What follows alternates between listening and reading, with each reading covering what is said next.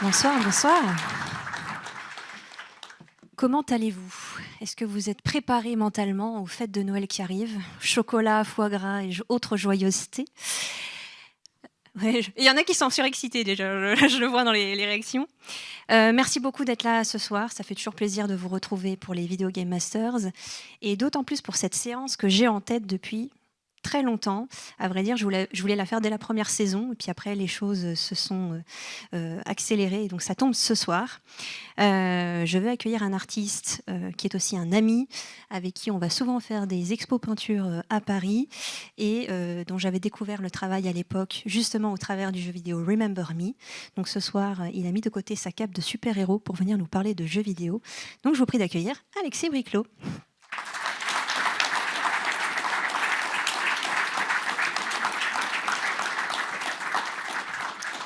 Installe-toi, Alexis. Bienvenue Salut au forum. Tout le monde. J'ai cru que tu demandais aux gens s'ils étaient préparés mentalement à leur ennemi qui arrivait. Non, non, non. Mais je ne doute pas que cette séance sera aussi agréable qu'une bonne tartine de foie gras. Voilà. Alors, ce soir, effectivement, on va vous parler du jeu vidéo Remember Me, qui est, on va dire, la seconde facette d'une même pièce, celle de la création du studio Dontnod.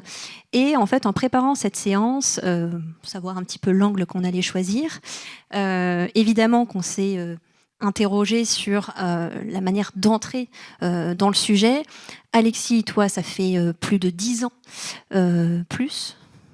Un petit peu moins. Un peu moins. Bon, une décennie à peu près, que tu travailles pour les studios Marvel, à la fois pour du développement visuel, donc ça peut être du chara-design, design de costumes, tu fais aussi du design dans tout ce qui est, on va dire, keyframe, séquences d'action, narrative, ce genre de choses.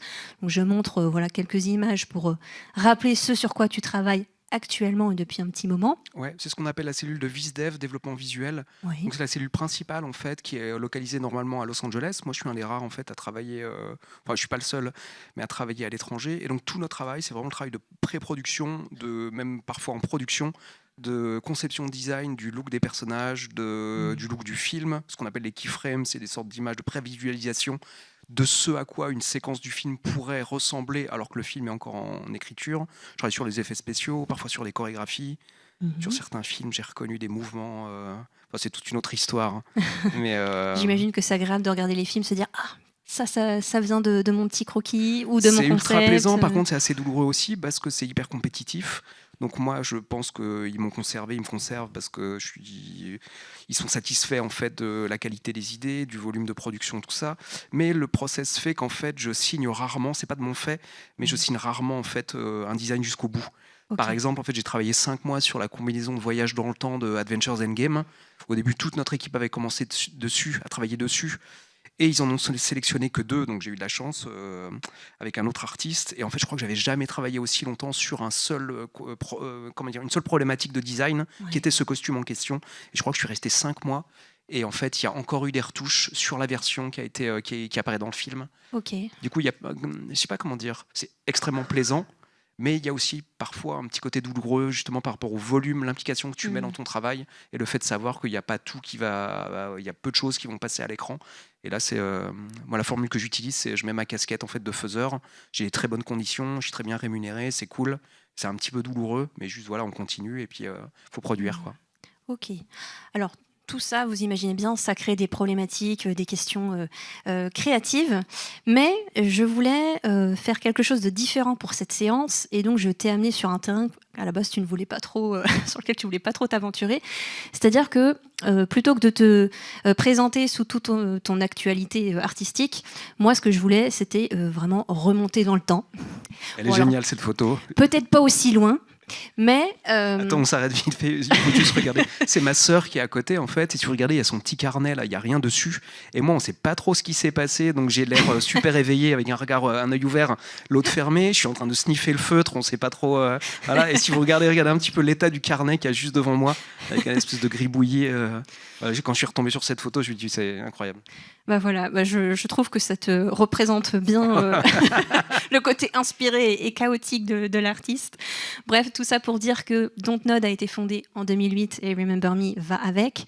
Et donc moi, en fait, je voulais m'attarder sur la décennie qui vient juste avant, c'est-à-dire tes débuts en fait artistiques. Donc tous ces vieux fichiers, ces super oldies comme tu les appelles dans tes archives que on a un peu de mal à montrer parce que ça date. Eh bien, c'est ceux-là que je suis allée chercher et que j'ai envie de montrer ce soir. Et même du mal à les récupérer parfois. Ouais, alors oui, c'est ça. C'est des images qui sont riches en souvenirs mais faibles en résolution. C'est à peu près comme ça qu'on peut le résumer. Donc l'idée, c'est de pouvoir vraiment s'intéresser, encore une fois, à la période qui précède ce projet et puis de montrer un petit peu dans quel état d'esprit aussi tu étais au moment où tout ça s'est forgé. Bref, je vais commencer par la question rituelle. Est-ce que tu pourrais quand même nous dire quelques mots sur la façon dont est né ton goût, ton amour pour les arts graphiques et plus largement, on va dire les mondes imaginaires, puisque ton univers est très typé soit SF, soit fantasy. Donc comment tout ça s'est né, hormis ces fameux carnets de croquis que tu nous as montrés à l'instant? Ouais, je pense qu'il y a pas mal de trucs, là, genre des dessins animés, des bandes dessinées, des comics auxquels j'ai été confronté quand j'étais petit. Il y a peut-être sans doute aussi des trucs, l'association avec le plaisir. Ma mère dessine un petit peu, et je pense que c'est comme beaucoup de disciplines, on est tous pareils. S'il y a une association qui se fait avec le plaisir quand on est gamin très tôt, et ben souvent ça va rester. C'est instillé là, et que ce soit les mathématiques ou une autre discipline, je sais pas, le sport ou différents trucs. Donc moi, avec le dessin, je pense que je dois avoir ça.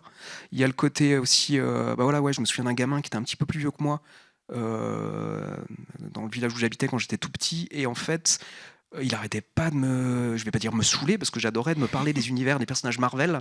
Okay. Il me parlait, ça apparaissait dans des revues qui s'appelaient, c'était Strange à l'époque, Titan, je le prononçais à la française. Et lui aussi, c'est le même gamin qui me parlait de Star Wars alors que j'avais vu aucun des films de la trilogie.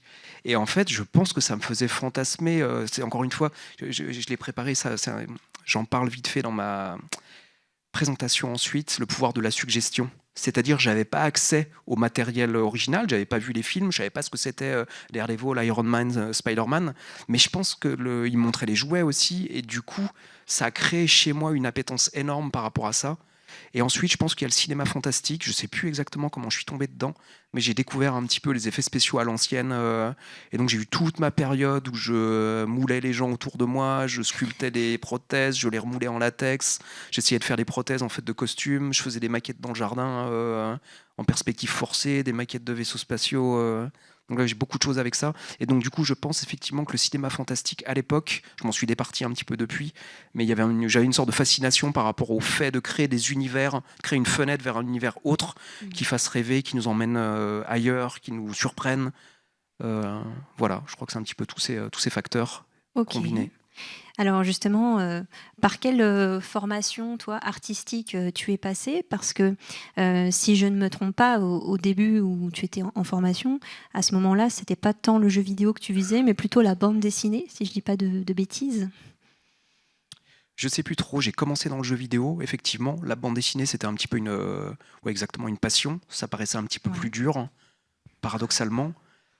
J'ai toujours jonglé un petit peu avec différents trucs, l'illustration, la bande dessinée, que j'ai peut-être fait un peu moins travailler, et le concept jeu vidéo et cinéma. Et concernant mes études, en fait, mes parents donc je dessinais énormément, comme je vous racontais avant, je créais beaucoup de choses, les vaisseaux spatiaux dans le jardin, les maquillages bizarroïdes, des fois ils devaient se poser des questions, mais du coup, et également pour eux, tout ce qui était le domaine artistique, c'était quelque chose d'inconnu. Et du coup, ils ont essayé de sécuriser les choses, et on a trouvé un cursus bac-art appliqué, ce que j'ai fait. Ensuite, un BTS image de com qui était porté sur le graphisme, la communication visuelle, qui m'ont appris énormément, dans lequel je dessinais très peu. J'étais très bon élève à l'école, je me souviens que la prof principale m'adorait. Et quand j'ai montré mon book de fin d'année, le book que tu présentes pour le diplôme, il y avait une réelle déception. J'ai senti, quand j'ai montré mes illustrations et mes pages BD, qui n'étaient pas forcément super jojo à l'époque, j'étais étudiant et j'ai fait beaucoup de progrès depuis, mais je ne me suis pas senti super accompagné à ce niveau-là, quoi. Donc du coup, oui, c'est pas pendant ces années d'études que j'ai développé mes compétences en dessin, en design et en BD. En fait, je l'ai fait en autodidacte à côté. J'ai commencé très tôt dans un studio de jeux vidéo. On va en parler très vite, je crois. Oui. Oui, bien sûr. Alors attention, je commence à sortir les vieux dossiers. ça reste entre nous. Ah non, je crois que c'est filmé ici. Voilà. Parce que ça, c'est du... Donc il faut savoir qu'à la fin des années 90, tu vas rencontrer un studio, donc Cryo Interactive, qui est à la fois une boîte de dev, d'édition. Parmi les premiers jeux qu'ils avaient fait, je crois qu'il y avait Dune à l'époque, qui était sorti en 92, quelque chose comme ça. Ouais, je ne saurais pas te donner l'historique, mais oui, il y avait ça. Et donc, c'est à ce moment-là, toi, que tu vas découvrir d'une certaine façon le métier de concept artiste. Alors, est-ce que tu pourrais nous parler de cette rencontre qui a quand même été décisive et qui va t'amener à travailler sur tes premiers projets, y compris celui-ci? Alors effectivement, c'était Égypte 2, c'était un jeu ludo-historique. Ça, c'est un travail... j'y fais des progrès depuis, hein, ça pique un peu les yeux. Une vue isométrique qui est faite au crayon, que j'ai photocopié. Et ensuite, il y avait un travail au feutre. Donc c'est assez intéressant. Par contre, là, je viens de repenser à un truc qui est pas mal. C'est comment je suis arrivé là. Donc je faisais des petites illustrations dans des fanzines. Ensuite, j'ai commencé dans des revues, des jeux de rôle. Donc il y avait un côté pro, il y avait une rémunération. Et sur un petit salon, j'ai croisé, il y avait un stand de présentation de ce studio de jeux vidéo, et j'ai croisé un designer avec qui je suis devenu ami par la suite. Et c'est là où j'ai pris conscience qu'en fait, dans la conception d'un jeu vidéo, il y avait un travail en amont de conception visuelle pour tout mettre à plat, inventer les personnages, le décor, tout ça, quoi. Du coup, je suis rentré chez moi, j'ai regardé un petit peu ce qu'il faisait, j'ai essayé de reproduire et d'être entre guillemets à la hauteur. Donc je me suis vraiment focalisé, j'ai fait mes devoirs en essayant de reproduire, enfin pas de reproduire ce qu'il faisait, mais la même technique, d'être capable d'offrir ce qu'on appelle des vues, des orthos, des 360, donc des vues techniques concernant les personnages pour qu'ils soient ensuite modélisés par des artistes 3D ou des décors comme ça en vue isométrique avec quelque chose de très technique qui permettent aux artistes en fait, voilà, de comprendre bien les espaces, comment les habiller. Et voilà. Et du coup, je me souviens vraiment être ce truc d'être rentré et de me dire, ok, si je veux un job en fait dans ce studio, il faut que je fasse exactement ce qu'ils attendent en fait des artistes, et j'ai essayé de répondre à cette demande.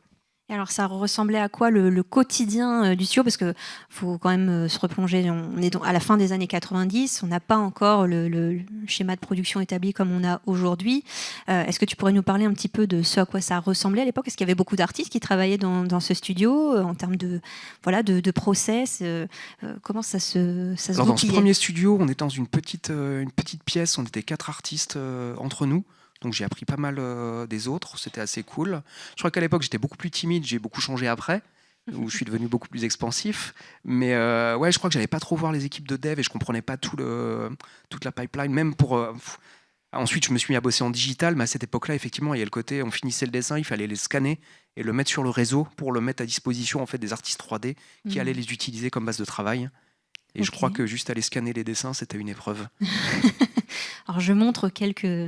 Et même dans mes études, j'avais du dessin technique et c'est pas quelque chose qui me fascine, avec lesquels je peux être très précautionneux et précis, mais je crois que j'ai pas une appétence poussée pour ce genre d'exercice. Et là, quand je vois ça, là, c'était vraiment le travail extrêmement technique, mais en tout cas, c'est très formateur. Alors ça, voilà, les plans de coupe avec la vue de haut, vue de côté, vue de gauche. Et ça, c'était un projet sur lequel il y avait des historiens qui travaillaient avec vous. Il y en avait un que, d'ailleurs, je m'en souviens encore, je lui ai demandé une petite dédicace à la fin, Jean-Claude Golvin, qui était à la fois historien, qui avait des chantiers de recherche concrets, mais qui était aussi illustrateur aquarelliste. Et en fait, il a fait beaucoup de bouquins dans lesquels il explicitait et il mettait en image le quotidien de l'Égypte. C'était quelqu'un de super agréable. J'ai le souvenir, en fait, mais ça s'est transformé. On va en parler après, là, la mémoire, les souvenirs qui évoluent avec le temps. Mais le souvenir que j'ai, c'est que le gars était ambidextre et il passionnait en plus. Et quand on lui demandait en fait à quoi ressemblait, comment fonctionnait une serrure chez les Égyptiens, le souvenir que j'ai, c'est que si le crayon était à gauche, il allait le prendre et de faire un croquis rapide. Si le crayon était à droite, c'était avec la main droite qu'il le prenait. Et du coup, c'était agréable parce qu'il respirait vraiment quelque chose de... Il était transporté par son sujet, quoi. Ok.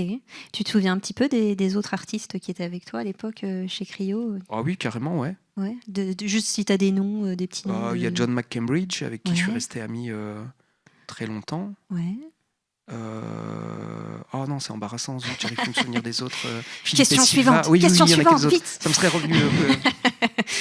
Donc effectivement, à la suite de cette première expérience chez Cryo, tu vas travailler pour divers studios de jeux vidéo français. Alors on ne peut pas s'attarder sur tous les projets parce qu'on a un temps plutôt court.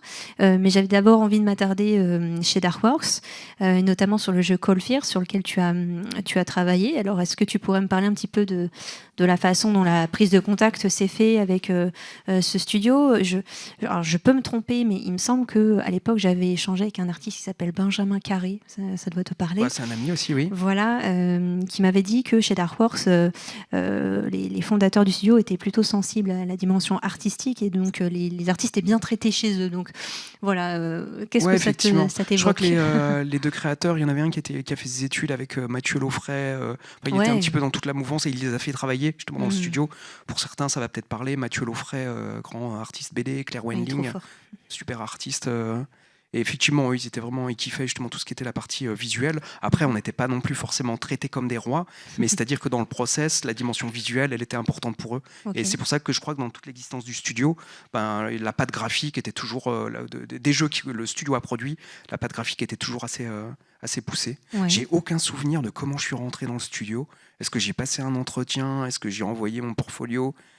Là, c'est le blanc total. Ouais. Par contre, j'ai de très bons souvenirs de la production. Vraiment, c'était génial. J'ai fait énormément de choses. J'ai travaillé à la fois sur les décors, sur les personnages, sur les créatures. J'ai même fait l'illustration. Là, j'ai ressorti des dossiers là, sur Instagram, l'illustration de la couverture du jeu. Okay. Donc, c'était assez rare même. Enfin, j'étais plutôt chanceux. Et ouais, il y avait des trucs vraiment excitants au niveau du développement. Ouais. Je me souviens, on avait des sortes de parasites extraterrestres à développer. Alors, est-ce que tu peux peut-être resituer de quoi parle, on va dire, Cold Fear pour poser un petit peu l'ambiance? Alors, c'est super drôle. Je dois avoir un ami qui est là présent qui m'a montré le jeu aujourd'hui. Vous avez joué à Cold Fear un peu ou pas? Je sais pas si ça parle à des gens. Il vient d'être remasterisé, là, donc il va ressortir. Donc il faut remettre en perspective par rapport au jeu. Mais à l'époque, il avait vraiment une touche. Ça se passe de nuit sur un bateau qui est en perpétuel mouvement dans une tempête. Il y a des effets de pluie, donc il y a des traits rectilignes, plus des effets de gouttes en fait sur l'écran. Et c'est marrant, ça participe à l'atmosphère et ça permet aussi de masquer la géométrie qui était quand même sommaire, enfin pas sommaire, mais très limitée à l'époque. Donc c'est un jeu horrifique avec des parasites extraterrestres et puis une plateforme pétrolière russe dans les flots. Tu te souviens combien de temps tu as travaillé un peu sur ce projet? Je crois que j'étais à mi-temps, c'est moi qui avais demandé. Je passais 3 jours chez eux, j'avais 2 jours sur des illustrations, ce que je voulais à côté, enfin mon boulot free. Ouais.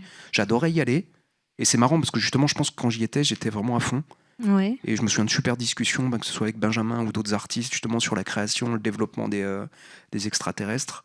Et je crois que je les ai pas là, mais justement j'avais bossé sur, il y a des espèces de parasites de base qu'on appelait les exocèles. Oui. Et du coup j'avais commencé à produire un truc avec 4 tentacules bizarres, des espèces de jambes tentacules. Et du coup ça évoquait, donc moi je suis pas animateur, mais ça évoquait des développements très très bizarroïdes. Et j'ai le souvenir que les devs nous avaient dit ah non c'est trop coûteux, ça va être dur à faire. Oui. Et donc on est reparti sur une version en fait, donc une espèce de corps avec juste 2 tentacules. Mais je sais pas si vous voyez, si tu vois Earthworm Jim. Le personnage, tu sais, du coup ça devient un petit peu ridicule, c'est-à-dire qu'on a une espèce de masse, le corps de la créature qui doit projeter un tentacule, se tirer en fait contre un mur. Donc t'imagines bien aussi, imagine elle s'agrippe au plafond, elle se tire, elle s'extrait comme ça et justement elle va aller taper contre le mur, c'est un petit peu ridicule quoi. Et du coup on avait fait des tentatives quand même et finalement en fait je crois que les gars étaient super motivés et ils ont réussi à implémenter les 4 tentacules et du coup il y a cette espèce de truc grouillant dans le jeu qui est assez cool. Ok, donc c'est-à-dire que c'est une production sur laquelle tu as travaillé un peu sur tout, du design de créatures, d'enviro. Ça c'est bien aussi. Enfin, moi j'aime bien le fait d'être éclectique et d'être confronté à différentes problématiques qui viennent toutes se répondre les unes les autres. Mais parfois c'est vrai que dans les gros studios, il y a des gens qui sont spécialisés en caractère design, peut-être qui vont être plus efficaces en props, en décor. Et je trouve ça bien en fait d'aller tacler un petit peu tous les sujets. Carrément. Alors, autre projet aussi sur lequel tu as pu travailler. Là, cette fois, c'est un jeu Ubisoft. Alors, j'avance un petit peu dans le temps, mais c'est juste pour vous donner quelques éléments. Ici, sur un jeu que vous connaissez aussi peut-être, Splinter Cell Double Agent. Comment s'est passée encore une fois la prise de contact avec Ubisoft? Est-ce que c'est eux qui sont venus te chercher? Est-ce que c'est toi qui allais les voir? Aucun souvenir. Tu sais plus? Je sais plus. Oh là là, il vient nous parler de souvenirs. Bah ouais, j'ai creusé, mais j'ai pas toutes les réponses. Par contre, donc j'ai bossé essentiellement sur le mode multijoueur à Annecy. Je suis allé chez eux quelques jours. Ok. J'ai un petit souvenir, en fait, j'ai dû rester 2-3 jours, c'était, on va dire, la rencontre avec l'équipe qui me briefait sur le projet. J'ai dû commencer à bosser sur une bécane. Et j'ai commencé à bosser là-bas. Il y a un mec qui est passé derrière moi et qui a dit, je sais plus qu'un truc du style, il est lent ou il bosse pas vite. Et en fait, après, j'ai pris mes marques et j'ai commencé à bosser à ma vitesse, j'allais dire normale, en fait, quand il y a les idées qui tombent. Et je sais que je peux être un petit peu, j'ai une façon de travailler un petit peu nerveuse parfois, et du coup, ça peut tomber rapidement. Et le mec, il est plus jamais venu me revoir, et j'étais un petit peu en confiance. Il y a un truc super aussi, j'étais assez content de ça. C'est, je travaille souvent. Je vais en parler après dans la masterclass avec, à propos de Remember Me. Donc ouais, je bosse souvent à partir de symboles et parfois même de logos, de logotypes. Et là, du coup, une des tâches qu'on m'avait confiées, c'était de développer en fait 2 factions dans le mode multi. Il y a les spies, là sur l'illustration à gauche, là vous les voyez. Donc il y a le mec avec les goggles spéciales, là, style Sam Fisher, avec 3 points lumineux. Donc ça fait une espèce de pyramide avec 3 points. Et du coup, une partie de mon job, c'était de créer la signature visuelle de la faction d'en face, qui n'avait pas de nom, et on n'avait rien du tout. Et du coup, en fait, j'ai travaillé par symétrie. Je crois que je l'ai posté il n'y a pas longtemps. J'ai retrouvé mes archives. Et sur Instagram, j'ai partagé ce visuel. C'est juste un logotype avec la pyramide, les 3 points en haut. Et en fait, j'ai créé une figure, on va dire, inversée. Donc plutôt que d'utiliser des cercles, des ronds, j'ai utilisé des carrés, je les ai reliés et ça forme une espèce de Y qui vient s'ancrer dans le sol. Et du coup, je vais aller un petit peu loin là, les goggles de Sam Fisher, elles sont bleues, la couleur complémentaire c'est l'orange, du coup le Y orange, ça me donnait une sorte de symbole, logotype pour la faction des adversaires. Adverse. Du coup, le Y qui a le rapport avec les chromosomes Y, c'est très con, mais là on pourrait parler des spies en fait qui sont très aériens, agiles, tout en hauteur, et pour typer la faction opposée, et ben on a des personnages très ancrés dans le sol, donc avec un petit côté masculin, bourrin, voilà. Le Y, il a donné par déclinaison le nom de la faction, les Upsilon, et du coup il y a tout qui s'est poursuivi comme ça. Et moi en fait ça me donnait une sorte de guideline aussi, où en fait quand je travaillais sur un des designs de ces personnages-là, le Y, les 3 bandes, les formes orthogonales, ça me donnait en fait les bases du vocabulaire, de la grammaire à appliquer sur tout ce qui avait trait à cette équipe entre guillemets. D'accord. Donc j'aime bien quand ça découle comme ça, quand tu arrives à... C'est super agréable en fait, quand tu commences à creuser, puis tout d'un coup tu arrives à établir une règle qui fait sens. Il y a de la symbolique. Non, c'est pas de la symbolique, il y a du sens derrière. Et une fois que tu as ce truc-là, en général, c'est super agréable parce qu'il y a tout qui s'enchaîne et qui devient cohérent. Ok. Alors, tout à l'heure, tu disais que tu étais resté quelques jours à Annecy. Donc, ça veut dire que toi, tu as travaillé à distance pour ce studio ? Ouais. C'était quelque chose d'habituel déjà à ce moment-là ? Parce que le télétravail, ça c'est plutôt lancé un peu plus tardivement. En tout cas, c'est plus établi aujourd'hui. Mais est-ce que déjà, au début des années 2000, être en télétravail, c'était... Ouais, alors effectivement, chez Cryo, c'était travail sur place. Ensuite... Darkworks, c'était pareil. Et avec eux, je sais plus pourquoi, c'était peut-être dans leurs habitudes. Ouais. Ah si, la différence, c'est que j'étais appelé pour une mission. Okay. J'étais pas appelé comme salarié, c'était le deal en fait. C'était même si je ne cherchais pas de poste salarié. Donc du coup, c'est à moi d'envoyer. Et voilà, bah ouais, produire énormément sur une durée limitée. Dont on a convenu la longueur. Je montre quelques planches du design de personnages. Additionnels. Vous pouvez peut-être retrouver aussi de ce dont je parlais, la histoire des... regardez en fait l'arme, l'espèce de support en haut à droite, avec un trépied en forme de Y. C'est un petit peu, quand je le dis comme ça, c'est peut-être poussif, mais en tout cas, moi, ça nourrissait l'axe de recherche et de développement des 2 factions même. Ok. Alors, tous ces projets que tu vas développer pour le jeu vidéo, comme tu le disais, en parallèle, tu conserves un pied-à-terre à la fois dans la bande dessinée. Je montrais tout à l'heure les couvertures de Spawn, voilà, par exemple, sur lesquelles tu avais travaillé. Idem, je crois, pour Darkworks, tu avais travaillé sur une adaptation, je crois, d'une BD Alone in the Dark.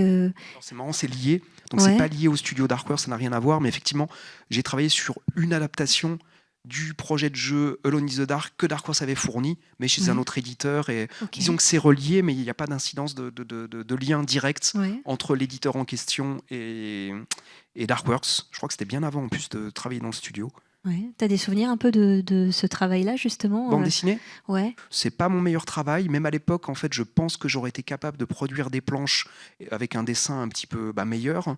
Mais du coup, j'avais certaines bases de storytelling, comment raconter une histoire. Et en fait, l'histoire, c'est que le pote éditeur, la Thierry Mornay, qui travaille maintenant chez Delcourt, il m'a fait confiance. Il m'avait appelé justement en pensant à mon côté professionnel. J'étais plutôt jeune à l'époque. Mais en gros, il s'était fait... il avait un dessinateur US qui a fait 5 pages et qui a pu du tout donner de nouvelles. Et du coup, lui avait une deadline puisque le comics devait sortir en même temps que le projet jeu vidéo. Et du coup, ça devenait de plus en plus serré. Et donc, je me suis retrouvé avec des horaires de zinzin. J'étais d'ailleurs je crois que je travaillais chez Cryo et j'ai pris des jours de congé exprès pour bosser sur la BD. J'en ai pas un super souvenir. Je sortais plus de chez moi. J'ai dû bosser comme un mangaka là, des heures et des heures. Je ferais plus jamais ça. De là. crunch, quoi. Ouais, horrible et tout. Et par contre, ouais, je suis juste content d'avoir été capable de produire et de livrer, deliver en anglais, là, comme on dit, ce que j'avais à faire en temps et en or, avec la qualité, on va dire, ça aurait pu être mieux, mais c'était peut-être déjà pas trop mal, quoi. Oui. Alors, c'est une bonne phase d'apprentissage aussi, quoi. Je vais switcher du coup sur un souvenir qui sera peut-être plus meilleur, puisque au milieu des années 2000, tu vas commencer une collaboration qui perdure encore aujourd'hui. Je crois que ça doit vous évoquer des choses quand même. Alors, il y a des gens qui jouent à Magic dans la salle? Pas plus. Comment ça? Alors, effectivement, tu as produit des illustrations, des designs de personnages qui font aujourd'hui partie de l'univers de Wizard. Est-ce que tu peux effectivement parler de cette collaboration, du travail que tu as pu faire déjà à l'époque et aujourd'hui, comment perpétue cette collab? Ouais. Alors juste comme ça, j'ai des masterclass d'1 heure sur mon travail pour Magic et sur Marvel. Donc j'ai forcément plein de choses à raconter.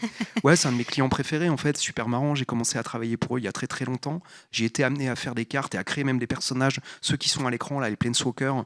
C'est il y a une quinzaine d'années et ils ont évolué. C'est-à-dire chaque année, il y a un nouveau setting, il y a un nouvel univers, et donc il varie légèrement, mais l'essence des personnages est toujours la même. Et du coup, on les retrouve encore sur les packaging, sur les visuels clés là.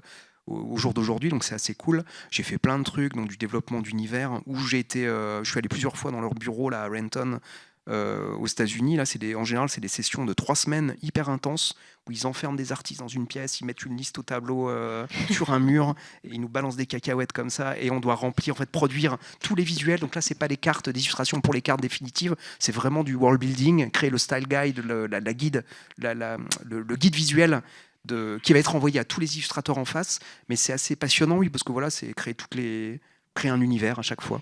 Ouais. Donc ça, j'ai dû le faire peut-être 4-5 fois chez eux, et c'est toujours génial. Est-ce que tu sais combien de cartes tu as pu produire pour eux? Après, j'ai certaines de mes cartes qui ont été republiées, c'est-à-dire en différents sets. Ok. Je sais pas si j'en ai fait une 60aine, mais ou peut-être plus. Je sais plus trop. Je continue à en faire là. J'ai eu un break quand je bossais pour Marvel pendant des années. J'ai arrêté parce que Marvel c'était déjà extrêmement demandeur. J'ai d'autres projets à côté. J'imagine que c'est chronophage déjà Marvel. Ouais, la demande c'est intense. Donc là, ça s'est arrêté avec Marvel là, il y a quelques temps. Et puis du coup, voilà, j'ai repris quelques tafs pour Magic et ça continue. C'est un truc qui me suit en bien. Enfin, je vais pas me plaindre du tout parce que c'est plutôt génial, quoi. Ouais. Ça, je crois que ça fait partie des premiers visuels que tu avais fait, non, celui-là? Alors c'est pas un des premiers, mais en tout cas c'est le premier visuel qui présente un personnage, comme je disais tout à l'heure, qui est encore mis en avant là, 15 ans après, la Liliana. Ouais. Et c'était cool, c'était à la fois l'illustration de la première carte et c'était la première apparition de ce personnage-là que j'ai créé moi-même. En fait, j'ai créé le design entre guillemets. Et est-ce que tu sens que le fait d'avoir fait ces cartes, ça t'a donné de la visibilité, toi, en tant qu'artiste? Grave. Je ne me rendais pas compte quand je bossais sur les persos, mais j'étais invité ensuite. J'ai fait beaucoup de... Magic, c'est génial aussi parce qu'il y a des tournois un petit peu partout dans le monde et donc ils invitent des artistes. Et donc j'ai été amené à faire plein de voyages super, Chicago, Shizuoka, je suis retourné au Japon il n'y a pas longtemps. Enfin bref, je vais la faire courte. Et je me souviens, après avoir travaillé sur ces personnages-là, je me souviens à l'époque, il y avait un truc un petit peu pas étrange, mais j'étais payé plus cher et il y avait beaucoup plus de gens dans la boucle, en fait, des mails et des retours. Et donc du coup, je me disais oui que ça a une certaine importance. Et je crois que c'est le premier salon quand les personnages sont sortis. C'était un set qui s'appelle Lorwyn. Et en fait, il y a le souvenir que j'ai, c'est qu'il y avait mes visuels partout, sur pas des 4x3, mais des kakémonos énormes. Et du coup, je me dis, ah ouais, ça a une réelle incidence. Et en fait, l'histoire, c'est qu'à ce moment pivot, en gros, ils voulaient pousser encore plus le storytelling, et c'est génial avec Magic parce qu'à la base, c'est un jeu de cartes de confrontation qui se prête pas trop à la narration. Et eux, ils ont réussi à intégrer derrière en fait un background, le lore, mais aussi une évolution dramatique avec des personnages, tout ça. Et voilà, pour raconter une histoire, il faut des personnages. Et donc moi, ils m'ont confié quelque part la mise en forme de cette nouvelle impulsion. Il y avait déjà les personnages, bien sûr, avant, il y avait même d'autres Planeswalkers, mais c'était vraiment le moment où ils ont voulu consolider un peu plus l'histoire. Et il y a un truc super drôle, c'est que quand j'allais chez eux, il y avait un mur énorme avec une espèce de timeline, c'était une prévision, mais qui courait sur 15 ans. Et en fait, il y a des gros parallèles avec le développement de Marvel, avec les Avengers, c'est-à-dire toute l'évolution de Iron Man, un autre film va s'en suivre, une série télé, et toutes les premières phases qui ont convergé vers Avengers Infinity War et Endgame. Et chez Magic, il y a un petit peu le même truc, avec une histoire qui progresse sur plusieurs années. Et il y a eu un climax là, avec un truc qui s'appelait War of the Sparks, là, la guerre des étincelles. Non, c'est pas des étincelles en français, je sais plus trop. Et bref, ça a pété à ce moment-là. Enfin, l'histoire continue, mais c'est assez rigolo de voir les. Enfin, je vois, moi, en interne, en termes de développement, des similitudes assez poussées. Ouais. Alors peut-être une dernière question par rapport à cette collaboration-là. Typiquement, quand on te fait travailler sur un personnage ou enfin, sur une carte, est-ce qu'on te donne, je sais pas, des mots-clés, des éléments particuliers justement de narration, et après c'est à toi de laisser libre cours à ta créativité. Enfin, est-ce que c'est très contraint ou au contraire, c'est vous qui proposez des personnages et après ils en font quelque chose? Enfin... Non, souvent c'est très contraint, ou en tout cas le développement se fait, il y a différentes phases bien distinctes. Il y a ce dont je parlais juste avant, tu vois, le world building ou la création du monde et donc des personnages. Le design est fait en amont, mais la plupart du temps, quand je reçois une carte, donc des fois j'ai des commandes pour créer des designs, donc c'est génial, j'adore cette phase-là parce que ça recoupe avec le travail pur de concept art, jeux vidéo ou autre, travail de création. Mais sinon, sur une carte, en fait, je vais recevoir un style guide et ils sont vraiment impressionnants ces dernières années. Je trouve que le niveau a augmenté et c'est égal à des grosses franchises de jeux vidéo, la densité, les idées, le contenu de ces style guides, je le trouve vraiment impressionnant et très très carré. Et du coup, on va me demander de prendre un personnage de la page, entre la page 43 et 45, donc une certaine guilde spécifique. Et ensuite, j'ai toute la description de la scène, ça se passe dans tel type d'environnement, et souvent c'est très très bordé. Et donc là, il y a un travail technique, il nous demande de rajouter notre touche, notre patte, donc il y a un travail d'interprétation quelque part, mais en général, la base de création, elle a déjà été faite en amont. Moi, je kiffe juste aussi parce que j'ai eu la chance, et j'ai encore la chance, qu'ils m'appellent pour intervenir sur différentes de ces étapes. Création en amont, de personnages, d'environnement, après réalisation des illustrations. Donc ça, c'est cool. Ouais. Ça m'est déjà arrivé aussi, par contre, qu'ils m'envoient juste un brief, comme ils me connaissent. C'est est-ce que tu peux pas dessiner un ange badass? Et c'est tout. Et du coup, ils savent que je connais les règles, on va dire, de l'univers Magic. Et ils me font confiance. Et ça, c'est aussi super agréable. Ça arrive pas souvent. Trop bien. Alors tout à l'heure, quand on aura la phase de questions, je t'en poserai quelques-unes sur ton processus de création et notamment cette transition entre traditionnel et numérique, parce que ça m'intéresse et ça fait partie aussi de... J'imagine que c'est la césure entre les années 90 et 2000. Bon, on reviendra dessus. Je voudrais déjà introduire un certain personnage qui nous intéresse aujourd'hui. Alors par curiosité, qui a joué à Remember Me ici? Ok, très bien. Qui a envie qui va jouer au jeu après avoir vu la masterclass? Ouais, voilà, c'est ça. Merci. C'est marrant, c'est plaisant. Du coup, il y a plein de gens qui sont venus ce soir et qui ne connaissent pas forcément le jeu. Voilà, c'est cool. C'est cool. Alors moi, personnellement, c'est un jeu auquel j'ai joué à sa sortie que j'ai adoré. Déjà parce que je trouvais que le Néo Paris était particulièrement stylé et puis enfin, on pouvait incarner une nana. Ça faisait du bien, ça faisait plaisir. Donc moi, la question que j'aimerais te poser, et ensuite je te laisserai la parole sur ta présentation, c'est un petit peu comment tout ça va se goupiller. On a vu que tu travaillais sur de la BD, sur de l'illustration, sur du jeu vidéo, donc tu es très polyvalent, tu switches un peu d'un médium à un autre, mais pour avoir envie effectivement de vouloir fonder son propre studio de jeux vidéo, j'imagine qu'il y a quand même quelque chose, un déclic. Donc est-ce que tu pourrais revenir un peu sur l'état d'esprit dans lequel tu étais, sur comment cet embryon de projet va naître et avec qui peut-être tu partageais ces envies à ce moment-là? C'est une histoire de rencontre aussi également. Ouais. J'avais travaillé avec certaines des personnes qui sont devenues mes associés, certains des associés fondateurs là, du studio. Et je crois que c'est parti d'un rendez-vous. Si, oui, je m'en suis souvenu. Voilà. Il y a un truc chargé aussi avec cette présentation. Il y a plein de souvenirs qui reviennent, des choses que j'ai oubliées, parce que c'est relativement vieux. Et donc, le gars qui est devenu un de mes associés ensuite m'appelle. Et en fait, il travaillait dans un gros studio. J'avais déjà travaillé avec eux, mais dans un gros studio qui avait déjà pignon sur rue. Et je ne savais pas que c'était l'idée. Il en parlait avec un autre ami à lui de peut-être potentiellement développer notre propre jeu, et puis un studio. Mais on n'avait rien. Là, je vous en parle, c'est une réunion, un déjeuner à midi, vous pourriez en parler avec un ami de la même façon, super bizarre. Et donc, du coup, je me suis pointé, et j'ai le souvenir, j'ai raconté, d'y aller en Vélib à l'époque, et je sais pas, dans la rue, je sais pas ce que j'ai randouillé, j'ai fait un salto avant par-dessus le guidon, je me suis croûté devant un abribus, il y avait des gens, et pas de voiture, il y avait des gens qui ont dû se demander ce que je faisais comme spectacle, ou je sais pas quoi, et je suis arrivé au rendez-vous, j'avais les mains en sang. Donc voilà, ça c'est la genèse, le tout premier truc où on a discuté du studio. Et après, on s'est revus souvent. Donc c'était vraiment une sorte de, je sais pas comment dire, de fantasme, pourquoi pas. Des fois c'est bizarre, j'aurais du mal même à expliquer en fait qu'est-ce qui fait que tu y mets de l'intensité, de la force. Parce qu'honnêtement, ouais, avec le recul, on se l'est dit souvent. C'est pas pour, je parle pas que de moi, je parle aussi de mes associés, tout le travail qui a été fait, mais je pense que ça serait très dur. En plus, voilà, on n'est pas parti sur un jeu et puis un studio indé, on n'avait rien, on n'avait pas de thunes, on n'avait pas d'équipe, pas de locaux, et on s'est dit on va partir sur un jeu triple A.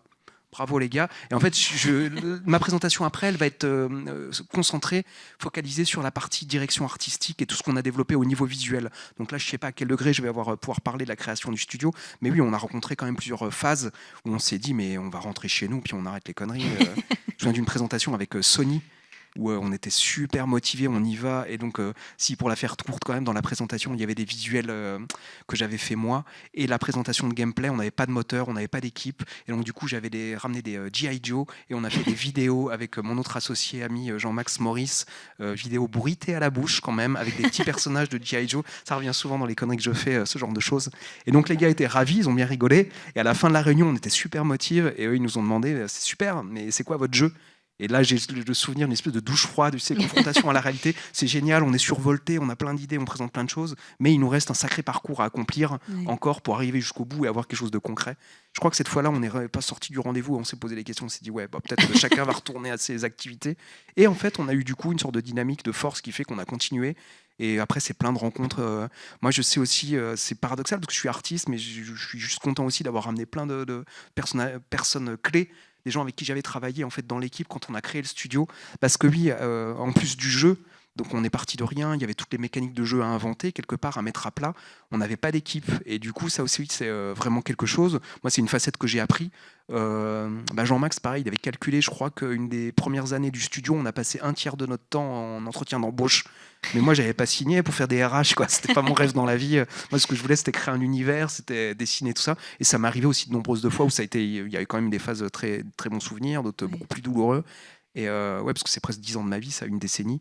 Et ouais, de finir une journée de travail à plein de stades, en fait, au début de la création du studio et bien plus tard, où en fait, je me rends compte que j'arrive vers ma machine. J'arrive devant ma machine à 20h et je me rends compte que je ne l'ai pas allumée. Pas parce que j'ai rien fait de la journée, mais que j'étais en réunion avec différents autres corps de métier. C'est une autre façon de créer aussi, donner l'impulsion en fait, de guider les gens, de faire des choix. Mais il y avait quand même un petit côté de moi qui me disait ouais, mais à la base je voulais dessiner l'univers moi. Ouais. Donc il y avait ce petit truc ambivalent. Il fallait switcher entre les responsabilités aussi managériales, tout ce qui est lié à la fondation d'une structure et puis le jeu. Alors, on va vous diffuser le trailer du jeu, mais je m'attarde juste un instant sur ce visuel, puisqu'à la base, Remember Me ne s'appelait pas Remember Me. Adrift, je ne sais pas si tu as un souvenir de pourquoi ce nom-là à l'époque et pourquoi ça a switché derrière, si tu as un petit mot de transition. Bien sûr, ouais, il faut forcément choisir un nom de projet au tout début. Il va sans doute évoluer, surtout si votre projet prend de l'ampleur. Donc nous, on était partis sur Adrift à la dérive. Et du coup, je pense que les premières moutures du projet Très Loin, on avait une intention de faire quelque chose de plus orienté, peut-être film noir. C'était ça un petit peu notre projet. Ça a été revu, non pas forcément à la baisse, mais juste le projet. Il y a aussi dans le développement, il y a quelque chose d'organique. Là, je parle d'un développement qui a duré plusieurs années quand même. C'est pas plusieurs mois ou je sais pas quoi. On a eu les fonds. Au début, on avait très peu. Et on a réussi par phase progressive, à arriver jusqu'à délivrer un jeu, le jeu complet. Et du coup, dans les premières moutures, c'est génial, ça me fait gagner du temps sur ma présentation d'après. On a travaillé aussi sur la montée des eaux, en fait, et on avait fait une projection qui était beaucoup plus poussée. Et je me souviens, par exemple, avec une partie de l'équipe, on avait bossé notre personnage principal. Je suis retombé sur des vidéos il y a pas longtemps là. Une des premières incarnations, elle avait un costume très près du corps en néoprène qui correspondait au milieu, on va dire aquatique. Et elle se déplaçait avec une espèce de surf. Elle projetait des câbles, des filins magnétiques sur les autres véhicules maritimes, les autres bateaux du futur, des jet skis. sur la scène, le niveau de la scène qui avait augmenté. Et en fait, on a vraiment creusé ça. On a eu aussi toutes des réflexions sur comment se déplacer justement sur ces canaux, en imaginant que la scène avait monté de façon vraiment drastique. Le périphérique, pardon, il y avait un visuel, là, je vous montrais tout à l'heure, là, quand j'ouvre la masterclass, en fait, était devenu le mériphérique. C'était une sorte d'enceinte autour de la ville. Et il y avait quoi d'autre ? Il y avait aussi le fait de penser à différents niveaux et comment on pouvait créer des écluses dynamiques, c'est-à-dire qu'on puisse se déplacer dans Paris, mais qu'il y ait une certaine toujours notion de rythme, de rapidité, que ce soit pas un truc lent. Vous imaginez l'écluse, en fait, le fait d'attendre dedans, c'est pour un jeu d'action-aventure au secours, quoi. Et du coup, il y avait plein de chantiers comme ça. Et à un moment, on s'est dit, bah ouais, mais en fait, on va essayer de se recentrer sur le travail de mémoire. C'est notre premier jeu. Il y a tellement de choses à faire. Peut-être que ça peut faire partie du décorum, c'est-à-dire du background, mais on peut pas en faire. Il faut qu'on opère, qu'on fasse des choix, se concentrer sur quelque chose, choisir ses batailles et le faire bien. Et du coup, c'est passé vraiment au second plan. C'est présent, mais pas avec la même intensité à laquelle on pensait au début. Et je pense que c'est pour le mieux, quoi. D'accord. Alors du coup, ça répond à la question que j'avais quand tu m'as envoyé tes archives. Je suis tombée sur un dossier jet ski et je me suis demandé ce que ça faisait là. Il n'y a pas de pour moi, jet tu vois, ski. ça paraissait évident. Voilà, mais moi, je ne l'avais pas. Donc maintenant, je sais pourquoi il y avait des designs de jet ski. Oui, ça doit faire bizarre, en fait, hors contexte, sans les explications. Et donc aussi à Drift, le deuxième sens, forcément, c'est à la dérive. Et donc je parle de la dimension film noir. Et comme en plus, après, on a rattaché le côté digitalisation de la mémoire et plein de questions morales qui viennent se rattacher à ce concept. Il y avait le côté aussi de dérive mentale, dérive sociétale, enfin voilà, je vous en passe. Et du coup, le projet avance, il prend une autre tournure, il s'affine, et il y a un moment en fait où on réfléchit avec les équipes marketing du nom définitif. C'est comme le personnage, j'en parlais tout à l'heure, en fait, qui a évolué. À un moment, on l'a stabilisé, on a continué à travailler avec le personnage qui était plus du tout à jour, mais on s'est dit, on va pas perdre de l'énergie à le redesigner tous les 3 mois. C'est pas grave, on le laisse comme ça. Mais il y a un truc d'assez spécifique, c'est quand on continue à bosser sur le projet pendant des mois, voire une année, on s'est habitué, on a un attachement forcément avec son personnage, avec le nom de code, et du coup, quand ça change, ça fait toujours un petit peu bizarre. Mais encore une fois, ouais, je pense que c'est pour le mieux, ça fait partie du process. Ok. Eh ben, je vous propose de plonger la salle dans le noir, de nous replonger dans ce premier trailer de jeu. Et puis, tu vas pouvoir t'installer au pupitre pour ta carte blanche. C'est parti. La régie va s'en occuper. Peggy 16.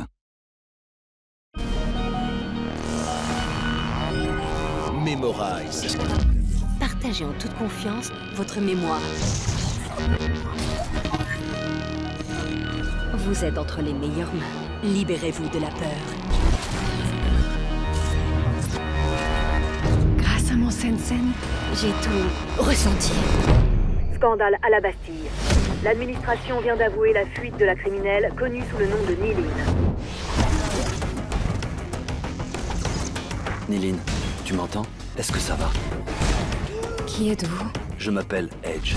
Nous sommes à Néo-Paris. Pourquoi nos ennemis ont-ils effacé ma mémoire? Tu étais une révolutionnaire. Une chasseuse de souvenirs, Niline. La meilleure. J'ai tout donné sans rien demander, Franck. Alex! Nous pouvons encore gagner cette guerre, Niline. Cette fois, nous allons abattre Memorize. Soumets-toi. Adore-moi. Tous les terroristes comptent sur toi, Niline. Libère ta mémoire.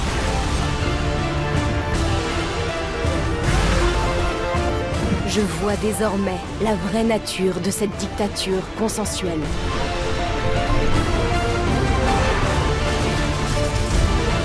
Ça, c'est pour tout ce que tu m'as fait.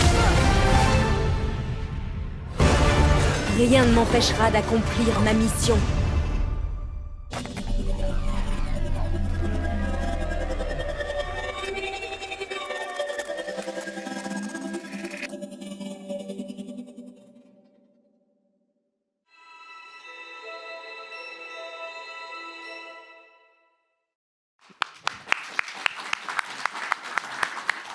La vache, 2013, ça fait quelque chose.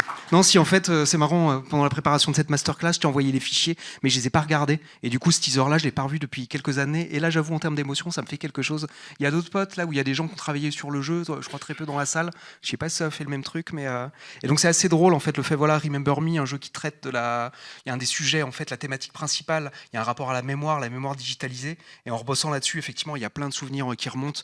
On en a parlé juste avant parce que pour moi, c'est pas forcément seulement la conception d'un jeu vidéo, mais c'est 10 ans de vie.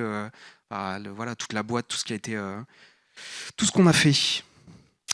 Du coup, de quoi je vais vous parler ? Là, je vais vous présenter en fait un style guide visuel que j'avais mis au point, que j'avais synthétisé vers la fin de la production du jeu. Il était à destination en fait des équipes internes et également des équipes du marketing de notre publisher avec qui on travaillait, donc Capcom. Là, ça figure sur le document. Et l'idée, c'était de faire un travail de synthèse de tous les éléments principaux du world building, la création de notre univers, tout ce qui concernait notre personnage principal et également par extension toute la direction artistique globale du jeu. C'était pour donner toutes les clés à l'équipe du marketing pour comprendre le jeu et communiquer au mieux. Donc voilà, c'est super. Je ne sais pas si on a parlé du jeu de façon claire. Donc c'est un jeu d'action-aventure qui se déroule à Neo Paris. Donc petit clin d'œil pour les connaisseurs à Neo Tokyo Akira en 2084. Petit clin d'œil pour les connaisseurs à 1984. Voilà, on est très référencé. Donc jeu d'action-aventure avec des phases de combat où le joueur va devoir élaborer des combos. Il y a des phases de ce qu'on appelle traversal, escalade, déplacement. Dans cet univers-là, donc, c'est la norme. La plupart des gens ont une technologie intégrée qui leur permet de digitaliser leurs souvenirs. C'est une sorte de projection, je vais y arriver, extension des réseaux sociaux, des smartphones d'aujourd'hui. Et du coup, il y a des phases de gameplay qui ont trait à ça, le rapport à la digitalisation de la mémoire, rentrer dans un souvenir et puis pas l'intervertir, mais le transformer. J'y reviendrai plus tard. Notre héroïne, c'est une chasseuse de souvenirs. J'ai parlé tout à l'heure du niveau de l'eau qui a évolué et vous pouvez voir dans le petit visuel en dessous là, une vision du périphérique qui s'est transformé en mériphérique, une sorte d'enceinte qui circule tout autour de Paris. Donc le niveau de l'eau, on l'a vraiment revu à la baisse. Globalement, Remember Me, c'est un jeu réaliste, c'est-à-dire c'est pas un jeu cartoon ou jeu réaliste, mais on a essayé d'y apporter vraiment une touche particulière avec une approche stylistique. Et du coup, cette stylisation graphique, elle opère à deux niveaux. Il y avait dans la palette colorée le choix des couleurs. Vous le voyez sur le visuel de droite. On a vraiment essayé parfois de s'éloigner de la réalité et d'appliquer des gammes colorées qui soient très plaisantes, jolies, avec un côté un petit peu peint. Des palettes colorées qui fonctionnent très bien ensemble, avec souvent une dominante et des petits rappels de couleurs complémentaires ou additionnelles. Ce n'était pas forcément la complémentaire exacte dans la roue colorée qu'on venait dispatcher ici dans le décor. Un truc intéressant, ça me fait penser au travail d'un chef décorateur dans le cinéma, comme s'il arrivait sur un plateau et en fonction du cadre, il va venir peindre une partie du décor, rajouter un élément, un petit fauteuil rouge qui va faire un rappel avec la petite touche colorée rouge ici. Donc c'est un petit peu la même réflexion, la même logique, sauf que nous, dans un jeu vidéo, en fait, où on peut tourner la caméra à 360 degrés, justement, on n'a pas seulement un seul point de vue. Quand on est dans les cinématiques, effectivement, il y a un point de vue imposé par le réalisateur qui a choisi son cadrage, tout ça, mais le joueur, comme il se déplace dans notre univers, c'est un petit peu plus complexe. Et du coup, il faut toujours réfléchir un petit peu à 360 degrés comment ces touches colorées elles fonctionnent. Un autre élément, c'était la présence de lignes, d'éléments graphiques. Ça, c'est peut-être mon petit côté designer graphique, avec des lignes au sol, de la signalétique, des graffitis, des enseignes modernes. Et là, je pense notamment pour les petites lignes au sol à des lignes qu'on trouve souvent dans les mégapoles modernes, énormément au Japon. Tokyo par exemple, on a une espèce de ligne jaune au sol avec des petits volumes qui sont là pour aider les non-voyants et ça crée des espèces de nervures comme ça dans la ville, quelque chose d'assez singulier. Donc c'est des choses qu'on a également essayé d'employer au maximum. Je suis désolé aussi, je voulais dire, je m'excuse au début, il y aura peut-être quelques petites imprécisions ou parce que mes souvenirs sont pas toujours très nets et c'est la première fois que je fais cette petite masterclass. Il y en a d'autres en fait où je suis super rodé, mais là et je suis pris par l'émotion. Et là, c'est un autre exemple en fait de ce que je disais juste avant, appliqué à un niveau avec une dominante colorée et des petits rajouts de couleurs additionnelles qui viennent compléter la palette. Donc, ces petites touches de couleurs, elles passent par, elles sont appliquées sur des graffitis, des enseignes lumineuses, des éléments de décor en fait singuliers. Là, juste le truc aussi, c'est je pousse un petit peu la démonstration avec cette planche-là pour des besoins de communication, mais l'idée c'est de rester un petit peu plus subtil. C'est super, c'est une règle, mais si on a ça sur tout un niveau, ça peut être un petit peu pénible. Néo Paris, donc Paris c'est très cool, mais dans un jeu d'action-aventure où on a fait le choix d'avoir des phases d'escalade, de déplacement, tout ça, ça peut peut-être être un petit peu pauvre au niveau de la verticalité. Là je pense juste à la plupart des AAA en fait, concurrentiels, où quand vous passez dans les phases d'escalade, c'est pas l'équivalent de la Tour Eiffel que vous allez gravir, mais c'est peut-être plutôt le Mont Blanc. Et Paris, en fait, entre le point le plus bas, la Seine, et le point le plus haut, je sais plus si c'est Montmartre ou du côté de Belleville, c'est 130 mètres.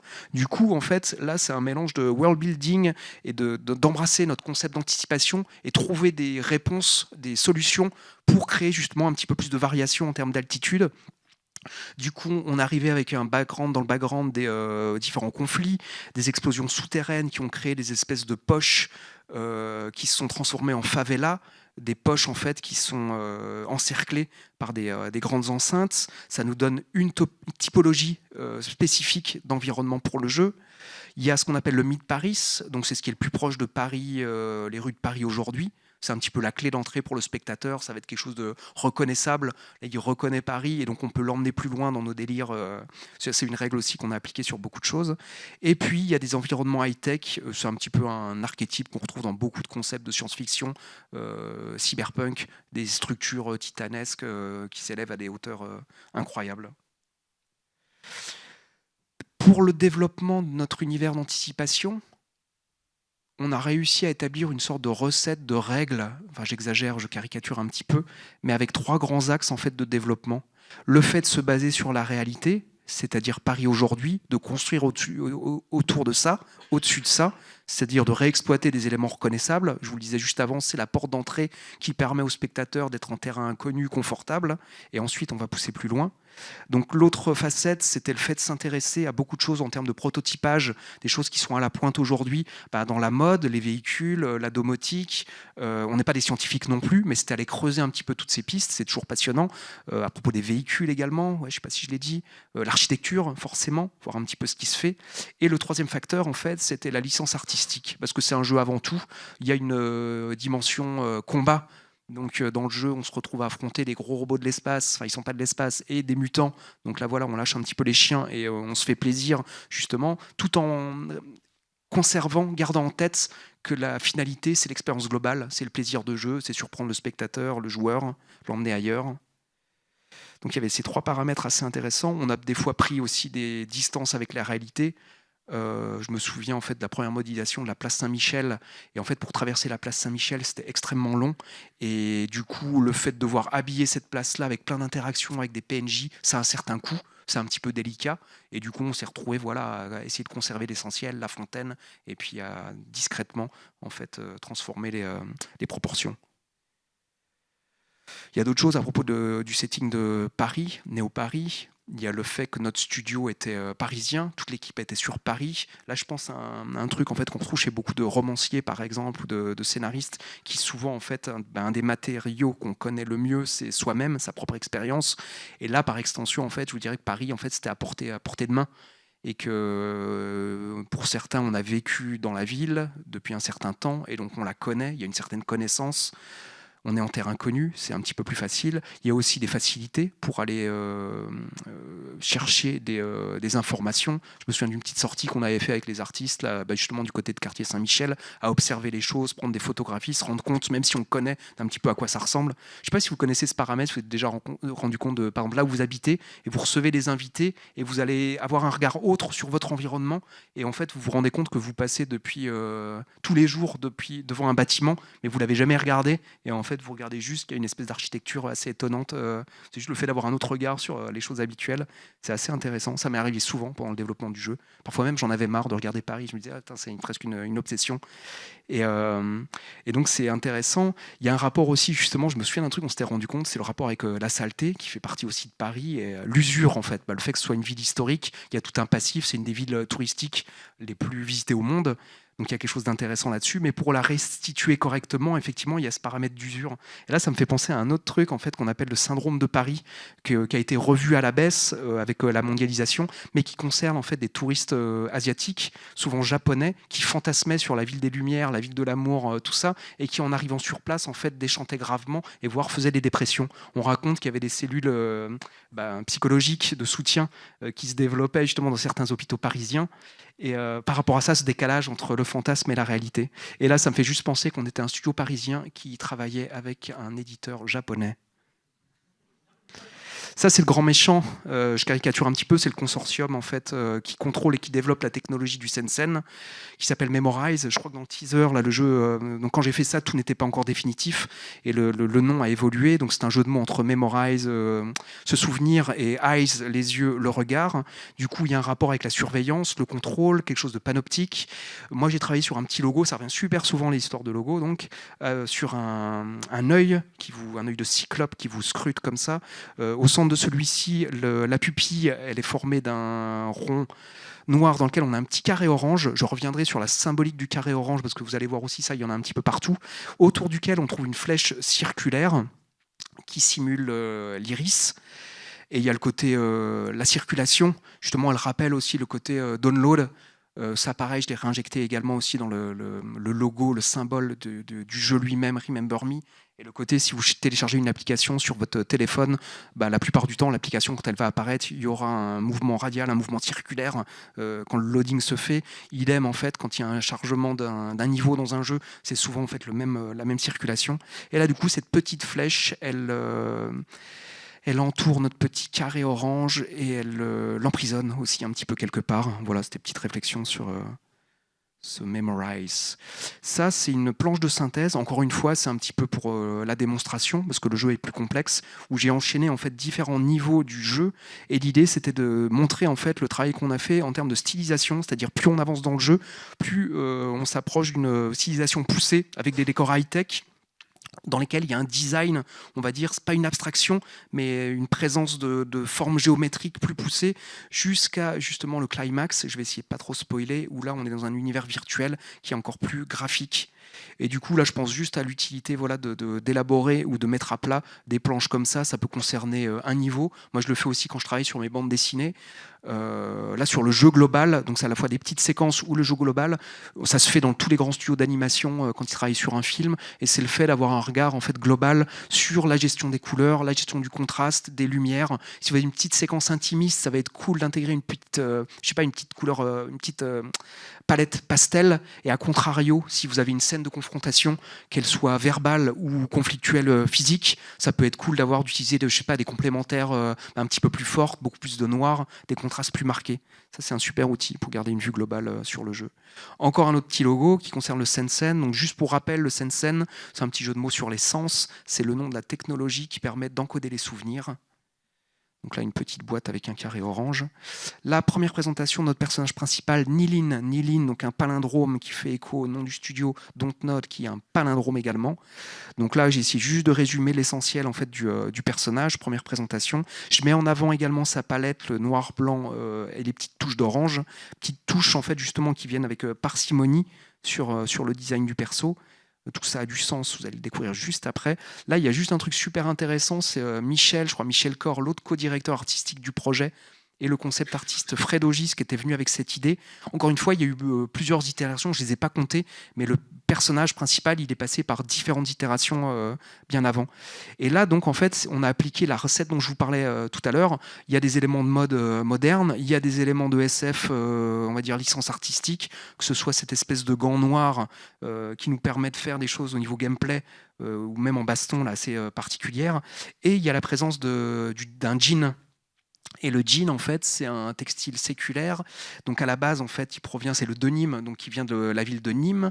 Et il a eu un développement, on va dire, le jean, le textile lui-même, également le vêtement, au début du XXe siècle.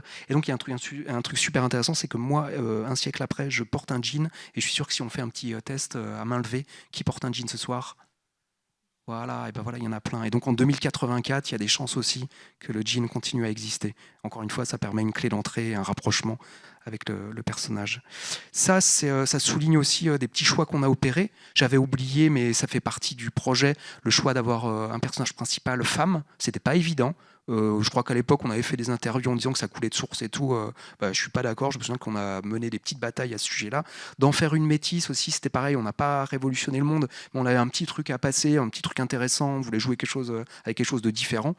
Donc là, j'ai mis en scène la symbolique de ses origines. Donc son père et sa mère, deux personnages qui apparaissent dans le jeu.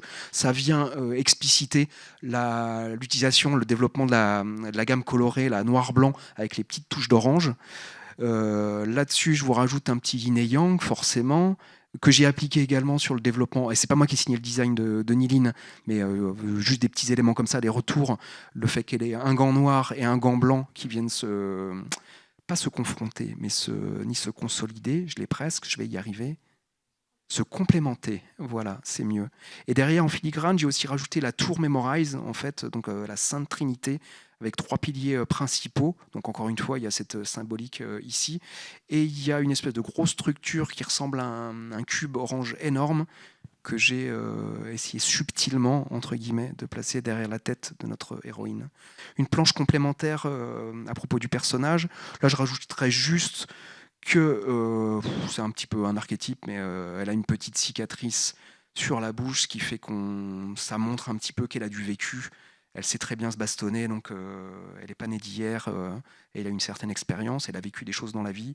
2 autres petits logos rigolos sur les bottes, Reboot, en fait, petit jeu de mots avec le reboot, le process, on va dire, informatique, là, de remettre à zéro, de recommencer un process, un logiciel, une application, et puis ce jeu de mots avec les bots. Et Human 3.0, qui est une extension de Human 2.0. Donc on a essayé de pousser les potards un petit peu loin. Et il y avait un truc marrant aussi, là, c'est de penser un rapport au transhumanisme, le fait de transcender l'humanité, là, tout ça, une question actuelle, plus ou moins actuelle, moi, qui me fait des fois un petit peu peur. Et le truc rigolo avec Human 2.0, c'est qu'on arrive à H2O, donc qui est la formule chimique de l'eau, et qui faisait écho justement à la montée des eaux dont je vous parlais avant, et puis quelque chose qu'on avait important dans le background précédemment. Ça, c'est un petit passage où je vais me focaliser sur la signature visuelle du personnage, parce que c'est une question qui m'a été adressée très souvent dans le développement par notre éditeur, par beaucoup de gens, même en interne. C'est le fait d'être sûr d'avoir un personnage qui soit fort, reconnaissable, identifiable et puis pertinent, qui vous reste en tête. C'est difficile à concevoir. Il faut qu'aussi son costume, son apparence fasse sens et raconte des choses sur elle. Et je me suis souvenu d'un truc que j'ai fait en portfolio review avec un artiste il n'y a pas longtemps. C'était juste l'idée, en fait, de se dire, d'essayer de résumer son personnage et de l'envisager comme une figurine Funko Pop, par exemple, ou une autre figurine de ce type. Et avec ce type de figurine, il y a quelque chose d'intéressant, c'est que la morphologie est toujours la même, que votre personnage original, il soit grand, gros, trapu, petit. En fait, la figurine est toujours la même, et en jouant juste avec certains éléments, la couleur, tout ça, il faut être capable de restituer le personnage. Et donc, c'est juste être sûr que votre personnage, il a de la gueule en allant à l'essentiel. Ça, c'est une représentation de ce qu'on appelle le scene wall. Donc, encore une fois, c'est lié au scène. Et là, on a fait un petit pas de côté par rapport à beaucoup d'archétypes qu'on retrouve dans le cyberpunk, c'est-à-dire souvent avec des corps striés, avec le transhumanisme qui prend forme avec pas des devices, mais des implants sous-cutanés, des membres remplacés. Parfois des ports d'entrée à la base de la nuque dans lesquels on va insérer des fiches. Et nous, on s'est dit, voilà, à l'ère de la dématérialisation de la dimension virtuelle, on essaie d'offrir quelque chose d'autre. Et du coup, cette technologie, on a choisi de la représenter parce que le joueur, c'est un jeu vidéo, il a besoin aussi de feedback visuel pour comprendre ce qui se passe. Et on a décidé de la représenter à l'aide de réalité augmentée. Donc on a cette espèce de petit cercle qui flotte à la base de la nuque de Nilin avec un espèce de cœur orange.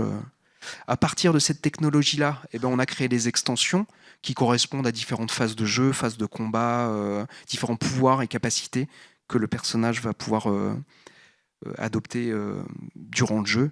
Ça, c'était un truc, j'avais bien kiffé de bosser dessus. C'était une espèce d'extension, un mélange d'exosquelette et d'armure qui n'existe pas, puisqu'à la base, en fait, il est représenté en réalité virtuelle, donc avec une approche très graphique qui fait écho à l'anatomie humaine, mais pas exactement. C'est-à-dire, c'est pas une réplique servile de l'anatomie humaine. Elle a quelque chose de plus par-dessus. Et encore une fois, voilà, on retrouve la palette colorée, noir, blanc, avec cette espèce de faisceau orange qui vient s'enchasser à la base du Sensen, dans la nuque de Nilin. Ça, c'est un autre effet. Typiquement, voilà, Berserk, quand elle accède à un moment de toute puissance pendant les phases de combat, il y a tout qui va péter. Je crois qu'il n'y a pas besoin de plus de commentaires. Un autre truc intéressant, c'est qu'on a essayé d'appliquer la thématique de la mémoire, un maximum partout où on pouvait, pour servir le propos. Je ne sais pas comment dire, c'est comme un frontispice ou un phare dans la tempête. Moi, je le vois un petit peu comme ça. On a une thématique principale qu'on veut traiter, et c'est le fait d'essayer d'y revenir le plus souvent possible pour avoir quelque chose à raconter dessus. Et donc là, du coup, on s'est dit que pendant même les affrontements physiques, quand on affrontait d'autres êtres humains, ceux-ci avaient des scène walls et des scènes intégrés, et on s'est dit qu'en fait, pour restituer l'impact des chocs, les coups, je vous parlais de feedback visuel nécessaire avant, quand il y a une baston, il faut qu'il y ait un impact, et donc un feedback pour le joueur, soit sonore, soit visuel, en général les deux. Et là, on s'est dit qu'en fait, il pouvait aller taper dans l'unité de stockage des souvenirs digitalisés et en faire jaillir certains comme une petite explosion. Et du coup, on a demandé en fait à toute l'équipe, tous les gens de l'équipe, les volontaires, ceux qui voulaient, de partager avec nous, pour le projet, des photos d'eux-mêmes, de leur histoire, de leurs compagnons, leurs compagnes, les enfants, les parents. Et donc, en fait, quand il y a des petites explosions comme ça, c'est plein de petites photos qui sont des souvenirs, des photos des gens de l'équipe. Donc, si vous jouez au jeu et que vous êtes en pleine baston, ça veut dire que vous verrez en fait les multitudes de petits souvenirs de gens qui ont œuvré sur le projet quand vous donnez des coups et si vous vous battez bien. Ça, c'est juste un autre truc secondaire, c'est un effet graphique avec des filets qui relient différentes choses. Et là, du coup, je fais une planche de synthèse qui résume un petit peu tous les points. Donc, il y a le look, j'ai utilisé une image très dynamique de Nilin en pleine action. Donc, il y a son costume tel qu'il est dans le jeu. Et là, il y a un petit peu tous les rajouts. Explosion de mémoire, il y a le scene wall, il y a tous les éléments que je vous ai présentés avant. Donc, c'était pour consolider cette question de signature visuelle. Il y a d'autres parties dans le jeu qui s'appellent les Ego Rooms. Encore une fois, il y a l'idée aussi d'être concurrentiel et puis d'offrir sur un jeu de ce type en fait une variété d'environnements. C'est-à-dire que l'aventure elle soit rythmée. Et dans beaucoup de AAA, vous allez passer par des environnements, la montagne, la mer, une grotte, contexte urbain, différentes choses. Nous, ça se passe à Paris. Donc on a aussi dans notre aventure l'espèce de nécessité d'offrir quelque chose de varié aux spectateurs. Du coup, les Ego Rooms, c'est des espaces virtuels qui vont relier une petite scénette, un souvenir digitalisé à un autre, pour faire simple. Et du coup, on a essayé d'y appliquer une approche graphique vraiment spécifique. Donc là, on était en cours de développement. Donc j'ai juste signifié qu'on voulait pousser le côté graphique noir-blanc au maximum, se départir de la réalité. Et là où on aurait aimé en fait avoir des affrontements avec des virus, avec des firewalls, tout ça, on s'est retrouvé confronté à des contraintes de budget, parce qu'on était loin d'avoir un budget illimité. Et du coup, l'idée qui nous est venue, c'est qu'on était seulement, pour ces niveaux-là, il fallait qu'on réexploite les gabarits, les squelettes et les animations d'autres personnages et créatures qu'on avait déjà rencontrés dans le monde réel. Donc en gros, c'était un travail d'habillage à faire avec des effets spéciaux, différentes choses, pour essayer de créer la notion de nouveauté, mais on était contraint par ça. Ça, c'est une vue plus poussée de ce à quoi ressemblent les Ego Rooms. Donc un espèce de monde infini dans lequel il y a des espèces de plateformes qui flottent, plateformes avec des structures orthogonales, et puis la présence de petits carrés, de petits cubes un petit peu partout. Là, il y a juste un truc intéressant aussi, c'est qu'on a greffé des espèces de câbles énormes qui sont suspendus dans cette espèce d'univers. Et l'idée derrière ces câbles, c'était les fils de marionnettistes. Donc notre personnage, il a la capacité de rentrer dans un souvenir pour transformer le cours de ce souvenir-là, je vais y revenir juste après, afin de transformer la psyché du personnage auquel appartiennent les souvenirs par effet papillon. Et du coup, il opère un peu comme un marionnettiste. Par extension, en fait, c'est le joueur qui contrôle notre personnage. Et du coup, voilà, j'aimais bien cette espèce de côté avec les espèces de grands fils derrière, un petit peu bizarre. Puis juste aussi, ça a de la gueule. Le Memory Remix, là voilà, ça y est, on y arrive. Donc, c'est ces séquences dont je parlais juste avant, où on va rentrer dans une petite scénette, on va devoir interagir dessus, changer le cours des choses pour changer la psyché du personnage. Donc, on a pas mal réfléchi sur comment on représente un souvenir. Ça peut être une scène entièrement réaliste. Est-ce qu'on utilise des codes comme ajouter du grain, des couleurs sépia? Là, c'est un petit peu les poncifs, pour signifier le fait que c'est les souvenirs, qu'il y a un côté vieillissant, passéiste. Et là, il y a Michel qui arrive avec une super idée, c'est le fait d'avoir une approche très minimaliste, théâtrale presque. Il y a un petit côté Dogville, là, le film, je ne sais pas si vous voyez. Et le fait de se focaliser juste sur l'essentiel de ces petites scènes, c'était aussi un gain en termes économiquement, en termes de coûts, c'est-à-dire de ressources, pas besoin de modéliser un environnement en fait extrêmement complexe. Et juste après, je vais y revenir parce que c'est aussi une certaine force, voilà, le fait des fois de ne pas tout montrer, de se concentrer sur l'essentiel. Un truc marrant, entre guillemets, c'est qu'on a fait la présentation du jeu. Moi, j'étais allé à la Comic-Con de New York quand le jeu est sorti et on a présenté pour la première fois une vidéo de Memory Remix. Et en fait, cette séquence-là, j'espère juste que ça vous donnera peut-être envie de jouer au jeu. Elle pose des questions morales assez tendues, c'est-à-dire que notre personnage, il va rentrer dans la tête de quelqu'un. Il va essayer d'induire, de transformer le souvenir pour ajouter une fin dramatique. Et par effet papillon, que le personnage en question, quand on revient à la réalité, il est tellement meurtri par la détresse et puis la culpabilité qu'il se donne la mort. Donc c'est assez tendu. Les intentions narratives, elles sont quand même très fortes. Et là, contre toute attente, en fait, la salle qui était remplie a fait des holas et des applaudissements à tout rompre. Et c'était pas tout à fait l'effet qu'on escomptait. L'autre truc dont je parlais, voilà, cette espèce il y a un truc que je trouve super intelligent, c'est première idée, c'est on va avoir un souvenir entièrement réaliste, tout ça. Et là, il y a cette approche beaucoup plus théâtrale qui passe par la gestion de la lumière, c'est-à-dire peu d'éléments dans le décor. Et on va se focaliser juste sur l'essentiel. Il y a un petit côté épure aussi, il y a quelque chose je trouve, de très élégant dans cette approche. Et ça a trait aussi à la nature même de la mémoire, parce que la mémoire, en fait, la mémoire organique, elle est mouvante, elle est fluctuante. Quand vous allez vous souvenir de quelque chose, en fait, vous allez raviver le souvenir, et le souvenir va être légèrement modifié. Ça me fait penser à, vous savez, l'utilisation de l'IA, là, quand on demande à une IA, en fait, de reproduire le visage de quelqu'un de connu. Et en fait, il va le faire des milliers de fois, des centaines de milliers de fois. Et en fait, chaque variation, il y aura une variation infinitésimale sur chacune des versions. Et à force, en fait, par contre, si on les met toutes bout à bout, la représentation du visage va complètement se transformer.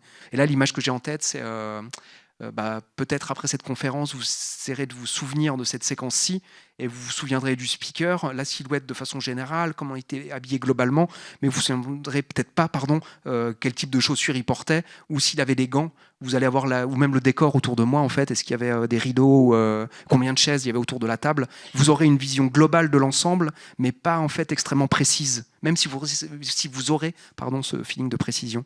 Donc du coup, c'était un petit jeu autour de tout ça. Le Memory Remix, donc on a pas mal bossé là-dessus. Je me souviens qu'à une époque, on a fait plein de tentatives en termes de gameplay, de comment on travaille là-dessus. Et ouais, chez les game designers, il y a eu l'utilisation de beaucoup d'aspirine. Et on est tombé sur une vidéo super intéressante qui résumait un petit peu nos intentions, qui nous a un petit peu éclairci. C'était un court-métrage qui s'appelle God is a DJ, où c'est un DJ qui arrive en fait dans une scène urbaine qui dérape complètement. C'est un petit gamin qui glisse et c'est tout un enchaînement, effet papillon encore une fois, un enchaînement en fait de drames qui suivent les uns les autres. Et donc le gars arrive, il sort sa platine et il a une sorte de super pouvoir où il va être capable d'immobiliser, de stopper le temps. Et il revient en arrière en utilisant sa platine à un moment précis pour changer, remixer, on va dire, la réalité et lui donner en fait une autre direction. Et ça nous a pas mal servi, ça, pour visualiser notre concept. Et on s'était même demandé, effectivement, avec l'idée des platines et le rapport à la musique, si on n'allait pas l'intégrer dans les phases de combat, dans la façon de se battre, mais en fait, c'était un petit peu trop fantasy. Ça, c'est une autre variation, c'est un truc typique en jeu vidéo, vous savez, la silhouette fantomatique, on arrive et voilà, on parle de souvenirs et on voit un petit peu en réalité augmentée, en fait, la représentation d'une action qui s'est déroulée précédemment. Donc on va suivre les personnages, on va voir des indices, comprendre ce qui se passe.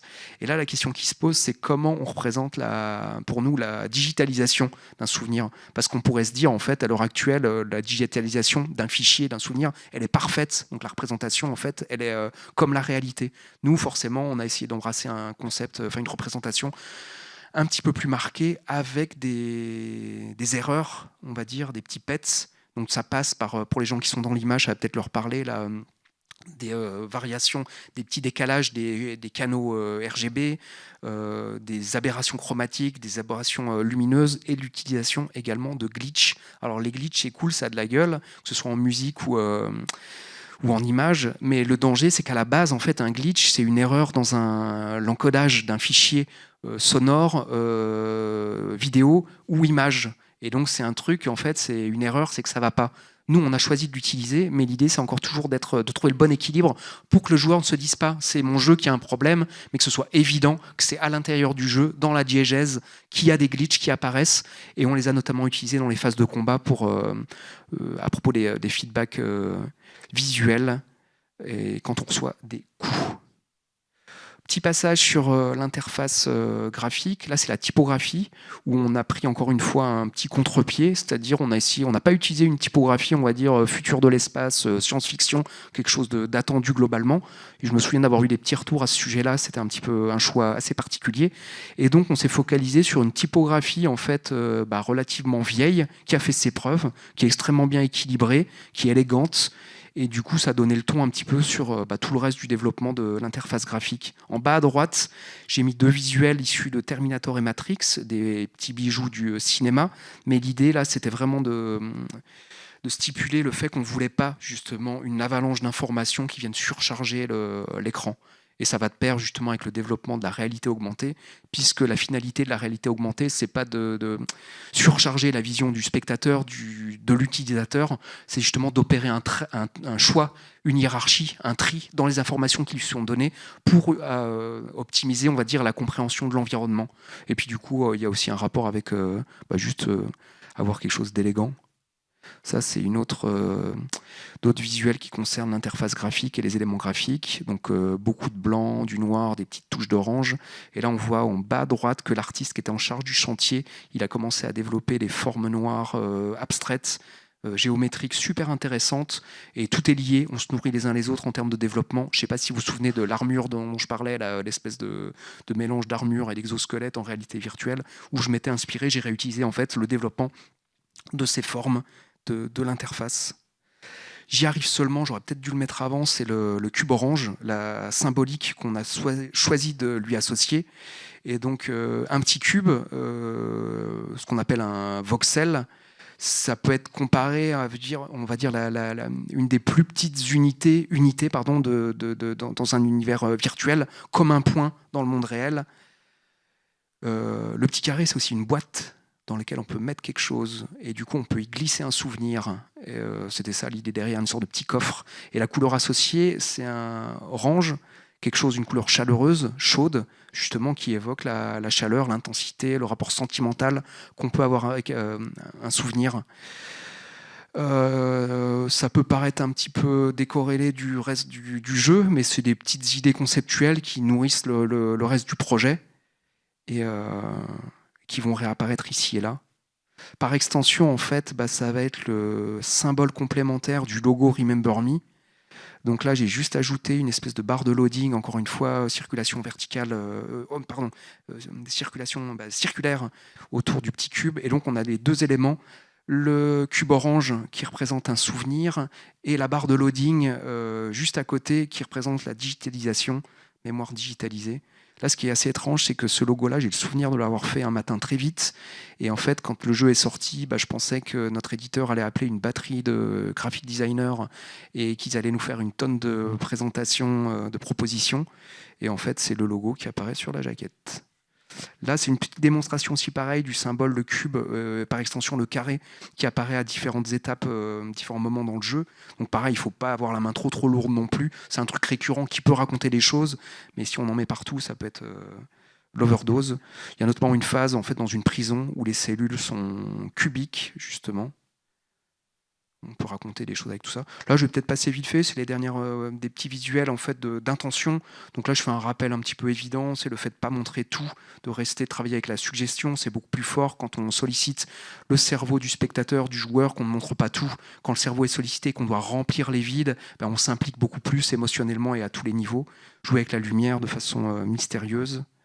Et là, ensuite, c'est des propositions formelles de développement graphique En gros, j'ai essayé de ramener une dimension élégante, encore une fois, avec la présence de blanc, de zones de vide, qui contrastent avec des décors extrêmement chiadés et très foisonnants. Parce que j'avais l'impression qu'en marketing, alors peut-être que c'est un petit peu désuet, je l'espère, désuet, mais ouais, j'avais ce feeling en fait qu'en marketing, quand on travaillait sur un jeu comme ça, on voulait montrer les capacités du moteur. Quand on crée un univers en fait riche, on voulait montrer tous les détails sur les visuels. Et si vous allez à un salon de jeux vidéo ou dans une boutique de jeux vidéo, vous avez pléthore en fait de visuels de tous les côtés. Et parfois en fait, le fait de se démarquer, de trouver je sais pas, une voix, sa propre voix, ça passe par d'autres choses et quelque chose de vraiment épuré. Donc là, j'ai essayé d'assurer les arrières. Mon idée derrière, c'était de pousser plus loin la com et d'utiliser, d'aller jusqu'au bout et d'utiliser du noir-blanc vraiment tranché et des gros aplats d'orange. Là, il y a un petit truc rigolo aussi, c'est mon petit truc avec ce développement de Who Am I. Donc là, je fais un petit développement graphique, je me fais plaisir. Notre personnage est amnésique, je travaille sur le truc qui je suis. Et en fait, là, il y a un truc un petit peu bizarre, c'est que le W, il est formé par un 3. Et mon idée, c'est vraiment des idées qui, des fois, les gars de Capcom, ils devaient se dire, ça part un peu loin là. C'était de faire un Rubik's Cube sur lequel on aurait imprimé le visage du personnage principal, cette espèce de Who Am I, et de le déstructurer avec d'autres images sur les autres faces, d'autres images du jeu, et de le déstructurer complètement et de le donner comme ça. Et en fait, si on réordonne les lettres, ça peut faire I am H3 0, qui est aussi un petit spoil léger sur le jeu. Donc c'était pas le truc à faire du tout. J'étais très content de l'idée, mais puis en plus j'insiste parce que je le remets sur les autres slides. Le gars il lâche pas l'affaire quoi. Donc ça c'est une petite représentation en cours là, voilà, de l'intention d'utiliser des visuels bien tranchés, noir, blanc, orange. Je sécurise un petit peu parce que voilà, par rapport à mon interlocuteur, je montre qu'il y a 2 pistes possibles, peut-être complémentaires, mais en fait non, le fait d'embrasser en général une seule voix, une seule ligne directrice, c'est beaucoup plus fort. Pour pas perdre le spectateur, le lecteur, joueur. Dans mon document original, il y avait beaucoup plus de slides et de propositions à ce sujet. Là, j'en ai mis juste une. Donc, le visage de Nilin, en fait, qui flotte au-dessus d'une pléthore de scène wall. Donc, je sais pas, qu'on peut peut-être comparer aux habitants de Néo-Paris, la population. Et Nilin flotte au-dessus d'eux, telle une vigilante qui est là pour les protéger et peut-être changer le cours des choses et l'influence néfaste de Memorize. Et là, je vais finir avec un truc rigolo. Je vais essayer de poster, j'ai pas eu le temps là sur mon Instagram en story pour que ça reste, parce que je pouvais pas tout dévoiler ici. Apparemment, il y a des trucs un peu, pas trash, mais c'est pas trash le mot, mais un petit peu particulier. Donc ça, c'était dans le document que j'ai présenté à Capcom. Encore une fois, c'était assez particulier. Et en fait, c'était juste une approche où j'étais inspiré de Michel Gondry et de son film Be Kind, Rewind. En français, c'est Rembobiner, vous êtes filmé. Je sais pas si ça vous parle. L'histoire, en fait, globalement, c'est une boutique de VHS, de cassettes vidéo à l'ancienne qui se prend un éclair dessus et toutes les cassettes sont effacées et les gens de la boutique en fait se mettent en tête de recréer avec les moyens du bord, donc super bricolés, tous les grands chefs-d'œuvre en fait du cinéma. Et donc il y a des petites séquences qui sont vraiment jouissives, qui sont bricolées comme ça avec du carton, un petit peu n'importe quoi. Et donc je suis parti avec la même idée en me disant, donc Michel Gondry appelait ça le fait de pouvoir sweader des films, et je me suis dit peut-être qu'aussi certains jeux vidéo peuvent être sweadés et qu'on peut sweader des cinématiques. Donc moi j'avais appelé ça Be Kind Remind, petite variation par rapport à Be Kind Rewind. Et du coup là à gauche, là vous voyez, il y a une cinématique qui était en cours. Donc je crois que c'était même pas le design du personnage définitif. Donc c'est un Zorn, un robot que j'avais eu le plaisir de designer, qui affronte Nilin et qui lui envoie des grosses caisses dans la tête, entre autres. Et à droite, il y a une vidéo. Donc je vais essayer de la poster là rapidement. On l'a montée avec la musique de Goldorak d'ailleurs, où c'est l'équivalent mais fait avec des moyens bricolés. Il y a un petit personnage en plastique qui est suspendu, animé à la main, suspendu avec un petit fil de fer. Les hologrammes qui apparaissent, c'est des post-it, voilà. Et la grosse caisse s'est transformée en boîte d'allumettes. Vous verrez, c'est un vrai chef-d'œuvre. Et du coup, j'arrive à la fin de cette présentation graphique. J'espère que c'était intéressant suffisamment. Et on va peut-être passer à la... J'ai tenu 40 minutes, j'ai pas débordé. Bravo, merci beaucoup Alexis.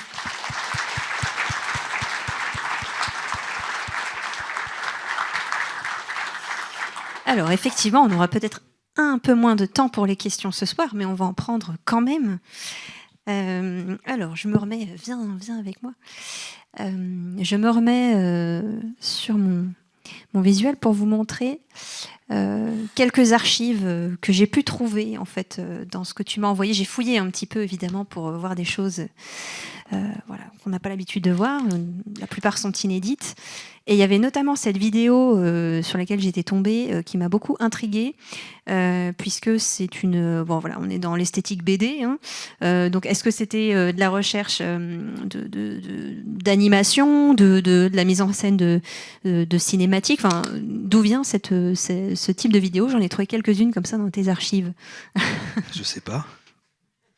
Si, bien sûr, en fait, c'était pour expliciter certaines phases de gameplay, et du coup, c'était pour donner la direction, être capable de l'expliquer à nos interlocuteurs, publishers, mais aussi en interne. Et en gros, on est au tout début, on n'a pas encore tout produit, les animations, les phases de jeu, c'est juste pour essayer de montrer à quoi ça pourrait ressembler. Et là, on va aller plus loin, on avait fait ça pour des phases de gameplay de combat, là, je crois qu'on va arriver à une phase de memory remix, comme on intervient dans le souvenir du quelqu'un, et voilà ce qu'on pouvait faire, un truc qui est de la gueule... Vous pouvez le faire avec des G.I. Joe, les petites figurines en plastique, mais c'est quand même le niveau d'en dessous. Et donc nous, on est parti sur le fait d'utiliser une sorte de, je vais pas dire dessin animé, mais des petites scénettes comme ça avec une animation minimaliste. Encore une fois, c'est un mélange. J'ai essayé de trouver le moyen le plus efficace pour communiquer ça.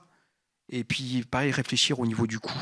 Donc là, on a été plusieurs à bosser, les autres artistes. Et le côté dont tu parlais, la bande dessinée, c'était en fait le fait de... Voilà, si on est plusieurs artistes, comment trouver un petit vernis graphique qui uniformise tout. Et l'idée, c'est qu'on travaillait chacun en noir et blanc, avec juste des réaux de couleurs, la rouge. Et ensuite, il y avait une batterie de filtres qui était appliquée de la même façon sur toutes les images. Et ensuite, il y a un autre gars dans l'équipe qui a monté tout et qui a animé. Donc ça crée un petit peu de la uniformité. Et puis voilà, ouais, c'était le fait d'avoir... une sorte de cinématique, pré-cinématique. Ouais. Ça donne très envie d'avoir une autre version du jeu dans cette esthétique-là. Ouais, c'est vrai qu'il y a des gens, enfin, on pourrait faire un jeu à partir de ce même... j'aimerais bien d'ailleurs même. Non, L'appel est lancé. Il y aurait moins d'action, mais ce serait un... Alors je me permets juste de montrer, parce que encore une fois, je disais tout à l'heure en introduction qu'on aime bien les faire de temps en temps des expos à Paris, et je te vois jamais sans ton carnet de croquis. Du croquis, tu en fais beaucoup, donc il y en a quelques-uns que je voulais montrer parce que ça fait partie voilà, des archives du studio. On va commencer à prendre quelques questions, et en même temps que vous posez vos questions, je vais en diffuser quelques-unes pour le plaisir des yeux. Donc est-ce qu'il y a des questions à poser parmi vous? N'hésitez pas. Alors j'ai un petit micro que je vais vous passer, Ouais. parce que comme ça permettra que ce soit enregistré pour la captation. Tu sais, pour les croquis, je crois que j'ai changé aussi le process où je l'ai affiné. Mais il y a un truc là, j'en parle de temps en temps, c'est mon utilisation des mind maps, ou comment en fait j'essaie d'ordonner mes idées. Ouais. Et c'est un mélange de comment catalyser quelque part les éruptions, le côté créatif, et ramener à quelque chose de très structuré. Quand je dois trouver des pistes en fait sur un personnage. Quand je bosse pour Marvel, en fait, quand j'arrive le matin, j'ai pas le temps de, je peux pas attendre, regarder le ciel et attendre un éclair d'inspiration. Et pourtant, je dois être extrêmement productif, balancer plein d'idées. J'adore ça, et du coup, le fait de faire des mind maps dans mes carnets avec le nom du projet, et puis j'élabore en fait des espèces de petits nuages où je note les mots clés, tous les noms qui me viennent. Je me documente sur un sujet, j'essaie de trouver différentes idées et je réordonne tout ça. Et en fait, à la fin, ça me donne j'en dégage certaines pistes, et du coup ce qui fait que je suis fonctionnel tout de suite et que je suis capable de produire dans la foulée. Ok, alors Bonjour. Bonsoir. Bonjour. Bon. Merci pour l'ensemble de tes créations, et en particulier celle de Remember Me. J'ai une question, elle n'est pas évidente, et tu as le droit de me répondre que tu n'es pas game designer ou narrateur. Mais si aujourd'hui tu avais globalement carte blanche, toi, en tant que joueur, pour imaginer un Remember Me, à quelle structure de jeu ça ressemblerait et quels seraient les thèmes abordés? Une suite de Remember Me? Une suite, ou si tu devais faire Remember Me aujourd'hui, imaginons que ça n'existe pas, mais comment tu c'était une époque l'imaginerais? spécifique, mes envies ont sans doute changé. On a planché sur un Remember Me 2, la suite, c'est la meilleure chose à faire en fait quand on bosse sur un projet comme ça. Ça s'est pas fait malheureusement, mais c'était l'idée de réexploiter en fait tout ce qu'on avait, toutes nos volontés, toutes les choses qu'on n'avait pas réussi à faire dans le premier jeu, et en faisant un post-mortem d'analyser ce qui fonctionnait, ce qui fonctionnait pas. Maintenant, je pense que mes envies, j'écrivais pas à l'époque, mais donc c'est une discipline que j'ai vraiment embrassée ensuite de façon extrêmement sérieuse. Là, je travaille sur une grosse BD, je suis à 75%, un truc que j'ai écrit moi. J'adore en fait écrire, me confronter à des problématiques, on va dire, de narration pure. Et du coup, en fait, si c'était que moi, là, je pense que je me focaliserais sur quelque chose de plus, peut-être plus narratif, sans les phases d'action, avec peut-être plus de problématiques morales quelque part. Et là, en ce moment, je travaille sur un tout petit projet. donc économie de moyens totale, mais sur lequel en fait j'écris. Je suis même pas sûr que je vais bosser sur la partie visuelle, mais l'idée, voilà, c'est effectivement comment raconter des histoires avec des moyens très sommaires. Peut-être qu'on va utiliser des visuels en noir et blanc, style BD, comme ça, animés légèrement, sans aller plus loin, mais justement trouver l'équilibre et le plaisir de pouvoir raconter des histoires. Donc ouais, peut-être que ça serait une version complètement autre, mais beaucoup plus avec un autre type de narration, peut-être sans les phases de combat. Mais ça, c'est dans un monde parallèle. On serait vraiment à l'inverse de la surenchère de faire un open world à Paris, à Néo-Paris, ce qu'on rêve parfois quand on joue à Remember Me, mais faire quelque chose au contraire de plus sommaire, mais plus narratif. Bah, ça serait excitant également, le fait d'avoir un univers dément dans lequel on puisse se déplacer, justement moins contrôlé que notre premier opus, là, ouvert à l'extrême. Oui, ce serait passionnant, mais c'est des ressources à la Rockstar qu'il faut avoir. Et là, ma réponse, pardon, je l'ai faite aussi un petit peu par le prisme de ma propre expérience, de mes choix. La vie est courte actuellement, enfin pas actuellement, la vie est courte, il faut choisir ses batailles. Pardon. Et du coup, moi, mes envies, elles ont changé. Donc tu vois, je m'intéresse de plus en plus à la narration, l'écriture, et parfois je kiffe des projets indés. Tu sais, là tu as fait une super masterclass avec les 2 créateurs de Chain of Scénar. Je trouve génial ce qu'ils ont fait, être capable de produire un jeu de bout en bout, absorber les contraintes, les embrasser, puis créer quelque chose de fort sans avoir justement les problématiques d'un studio avec 180 personnes. J'adore, hein, j'aime beaucoup, il s'est passé énormément de choses, mais il y a plein de trucs, des investisseurs, le publisher. C'est compliqué, oui. C'est compliqué, c'est une autre forme de créer. Je suis passé par là, je l'ai fait, et peut-être que j'aimerais bien un petit peu moins de pression, et peut-être ça passe aussi par le fait d'avoir des fois plus de liberté. Donc à voir. Merci beaucoup. Merci. Est-ce qu'il y a d'autres questions ? Tout dans le fond. J'ai vu une silhouette, ou alors c'était juste un bras, je ne sais pas. Non. Sinon, il y a une question là devant. Bonsoir. Déjà, merci beaucoup pour cette conférence. Je voulais savoir, ça a été quoi vraiment... Est-ce que vous pouvez lever le bras ? Je vois pas où vous êtes. Ah là. Pardon. Je voulais savoir, ça a été quoi vraiment avant la création du studio même, tout le cheminement de pensée en fait, de toute la conception du studio, qui a quand même maintenant créé des plutôt gros jeux. Voilà, c'était quoi l'ambition derrière le studio ? Bah, il faut remettre en perspective, c'est qu'aussi on part de rien en fait, et donc on s'est retrouvé à plusieurs associés avec l'idée, en fait, l'envie de créer un jeu ambitieux et un jeu auquel on ait envie de jouer. Donc c'était un petit peu toutes nos influences, tout ça. Moi, tu vois, pour la partie visuelle, il y avait le côté un espèce de jalon, enfin d'ambition énorme, et de faire un truc aussi fort que Blade Runner, le bijou de Ridley Scott, tu vois, de créer un visuel, de remettre à jour une version du futur, une anticipation, un travail d'anticipation en fait vraiment fin et qui ait de la gueule. Donc voilà, ça avait peut-être partie de mes envies initiales, créer un truc de fort. Et après, c'est encore une fois, c'est quelque chose de très organique. On s'est retrouvé à plusieurs avec des valeurs humaines qui ont varié après par la suite, mais on se retrouvait sur beaucoup de choses, les mêmes envies. Qu'est-ce que je pourrais te dire ? Et du coup, il n'y avait rien qui était écrit. Là, tu vois, on le regarde en perspective, tu regardes le catalogue en fait, des jeux qui ont été faits depuis, mais c'est une suite logique en fait, de plein de choses. Il y a plein de moments en fait, où je ne peux pas le raconter là, mais bah, si, j'ai raconté un petit peu. C'est que des fois, on est arrivé à des stades et on s'est demandé est-ce qu'on ne va pas rentrer chez nous ? Et parfois même, on a rencontré des écueils ou des phases qui étaient extrêmement difficiles. Et voilà. Après Remember Me, on a fait beaucoup de prototypes de jeux. Il y avait des concepts super intéressants. Là, en replongeant dans mes archives, j'ai retombé sur des trucs de, je ne vais pas dire ma boule, mais... Enfin, génial, quoi. Et en fait, ça s'est pas fait. Et on a dû se réarmer. Il y avait le côté aussi, trouver... je sais plus, à la fin de Remember Me, on avait 180, 160 salariés, je sais plus trop. Ouais, j'ai plus les chiffres. Mais bref, il y a aussi le côté, il faut que la structure, elle soit pérenne, elle continue à vivre. Donc du coup, si on signe pas, il faut trouver des trucs. Il y a l'autre dimension, la confrontation avec le réel. Parfois, tu as des super belles idées. Et puis, la réalité, elle est autre, quoi. Et en fait, il faut jongler avec tout ça... Donc ouais, et un truc intéressant qu'on avait fait au début, c'était mettre à plat entre associés. Je trouvais ça bizarre, mais en fait c'est un truc que je conseillerais à tous les gens qui montent un studio ou qui font un truc comme ça. J'ai un pacte d'associés qui permet en fait d'envisager des portes de sortie quand quelqu'un veut, je vais pas dire quitter le bateau, c'est pas ça, c'est comme un couple en fait, que ce soit sur 10 ans ou même 5 ans ou 2 ans, les perspectives de vie et les expériences de vie, elles peuvent changer et on a d'autres envies. Et donc c'est prévoir un petit peu le fait qu'à un moment on va devoir s'éloigner, où on a envie de s'éloigner et de le faire sereinement, qu'il n'y ait pas de rapport de haine, amour-haine, là, tout ça. Donc de prévoir, de mettre un petit peu les choses à plat avant, et du coup aussi de savoir d'échanger à un moment au tout début, qu'est-ce que chacun veut, de le communiquer, les autres et qu'est-ce que les gens veulent trouver dans ce projet-là, qu'est-ce qu'ils attendent, leur place, qu'est-ce qu'ils ont envie de faire, combien de temps, leur investissement, tout ça, et ça peut aider. Et la suite, après, bah voilà, ouais, c'est un petit peu, j'allais dire, l'histoire entre guillemets. Il y a des choses qu'on peut pas contrôler. Ouais, je suis assez fier là, d'avoir contribué à la fondation de studio, de créer des emplois. Mais ça, par exemple, voilà, ici, c'était un truc qui nous touchait tous à cœur, le fait de créer un studio en France, sans être trop chauvin. Mais il y avait le côté d'offrir, il y avait déjà des studios en France, mais d'appuyer l'alternative au fait de ne pas avoir à partir outre-Atlantique, au Canada ou aux États-Unis, et d'avoir un studio qui soit capable de produire des jeux qui donnent envie. Ça, c'était cool. Et puis, ouais, c'est vraiment un détail, mais le fait d'être capable de créer des emplois, c'était un tout petit truc, mais qui nous touchait aussi. Question compliquée. Alors, on va reprendre une question.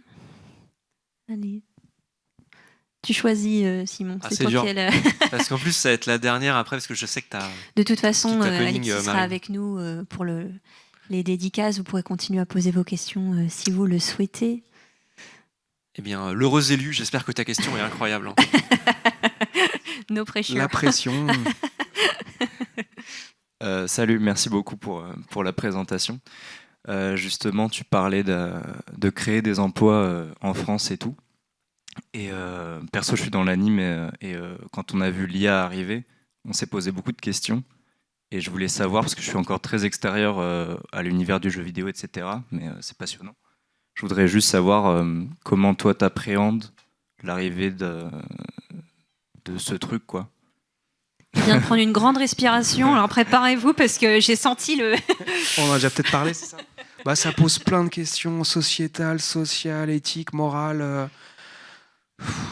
plein de changements là qui sont hardcore de façon concrète en fait, tu vois, dans la création l'année dernière en général j'ai tendance à toujours être super positive.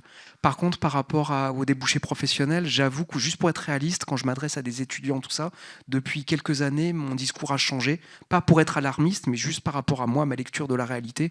Et notamment l'année dernière, il y a eu 14 000 licenciements dans le monde, c'était historique dans le jeu vidéo. Je travaillais pour Marvel Studios, qui a réduit la voilure. Il y a eu des licenciements chez Pixar, qui sont dus pour plein de raisons disparates. Il y a une des raisons, c'est aussi le développement de l'IA. J'ai un pote qui m'a parlé, qui était dans un studio. Il y a encore des garde-fous, par rapport à l'IA, et heureusement qu'ils sont là, mais je ne sais pas jusqu'à quand ils vont durer. Le rapport avec les copyrights, la création. Donc il y a plein de gros studios qui s'interdisent l'utilisation de l'IA dans le process parce qu'ils pourraient être amenés à perdre la propriété intellectuelle de leur création. Mais du coup, je sais pas, j'ai un pote qui me racontait qui a eu un coup dur là, devoir annoncer tout se passait très bien, et puis licenciement de 20 ou 30 personnes, je sais plus trop. Donc ouais, c'est un petit peu dur.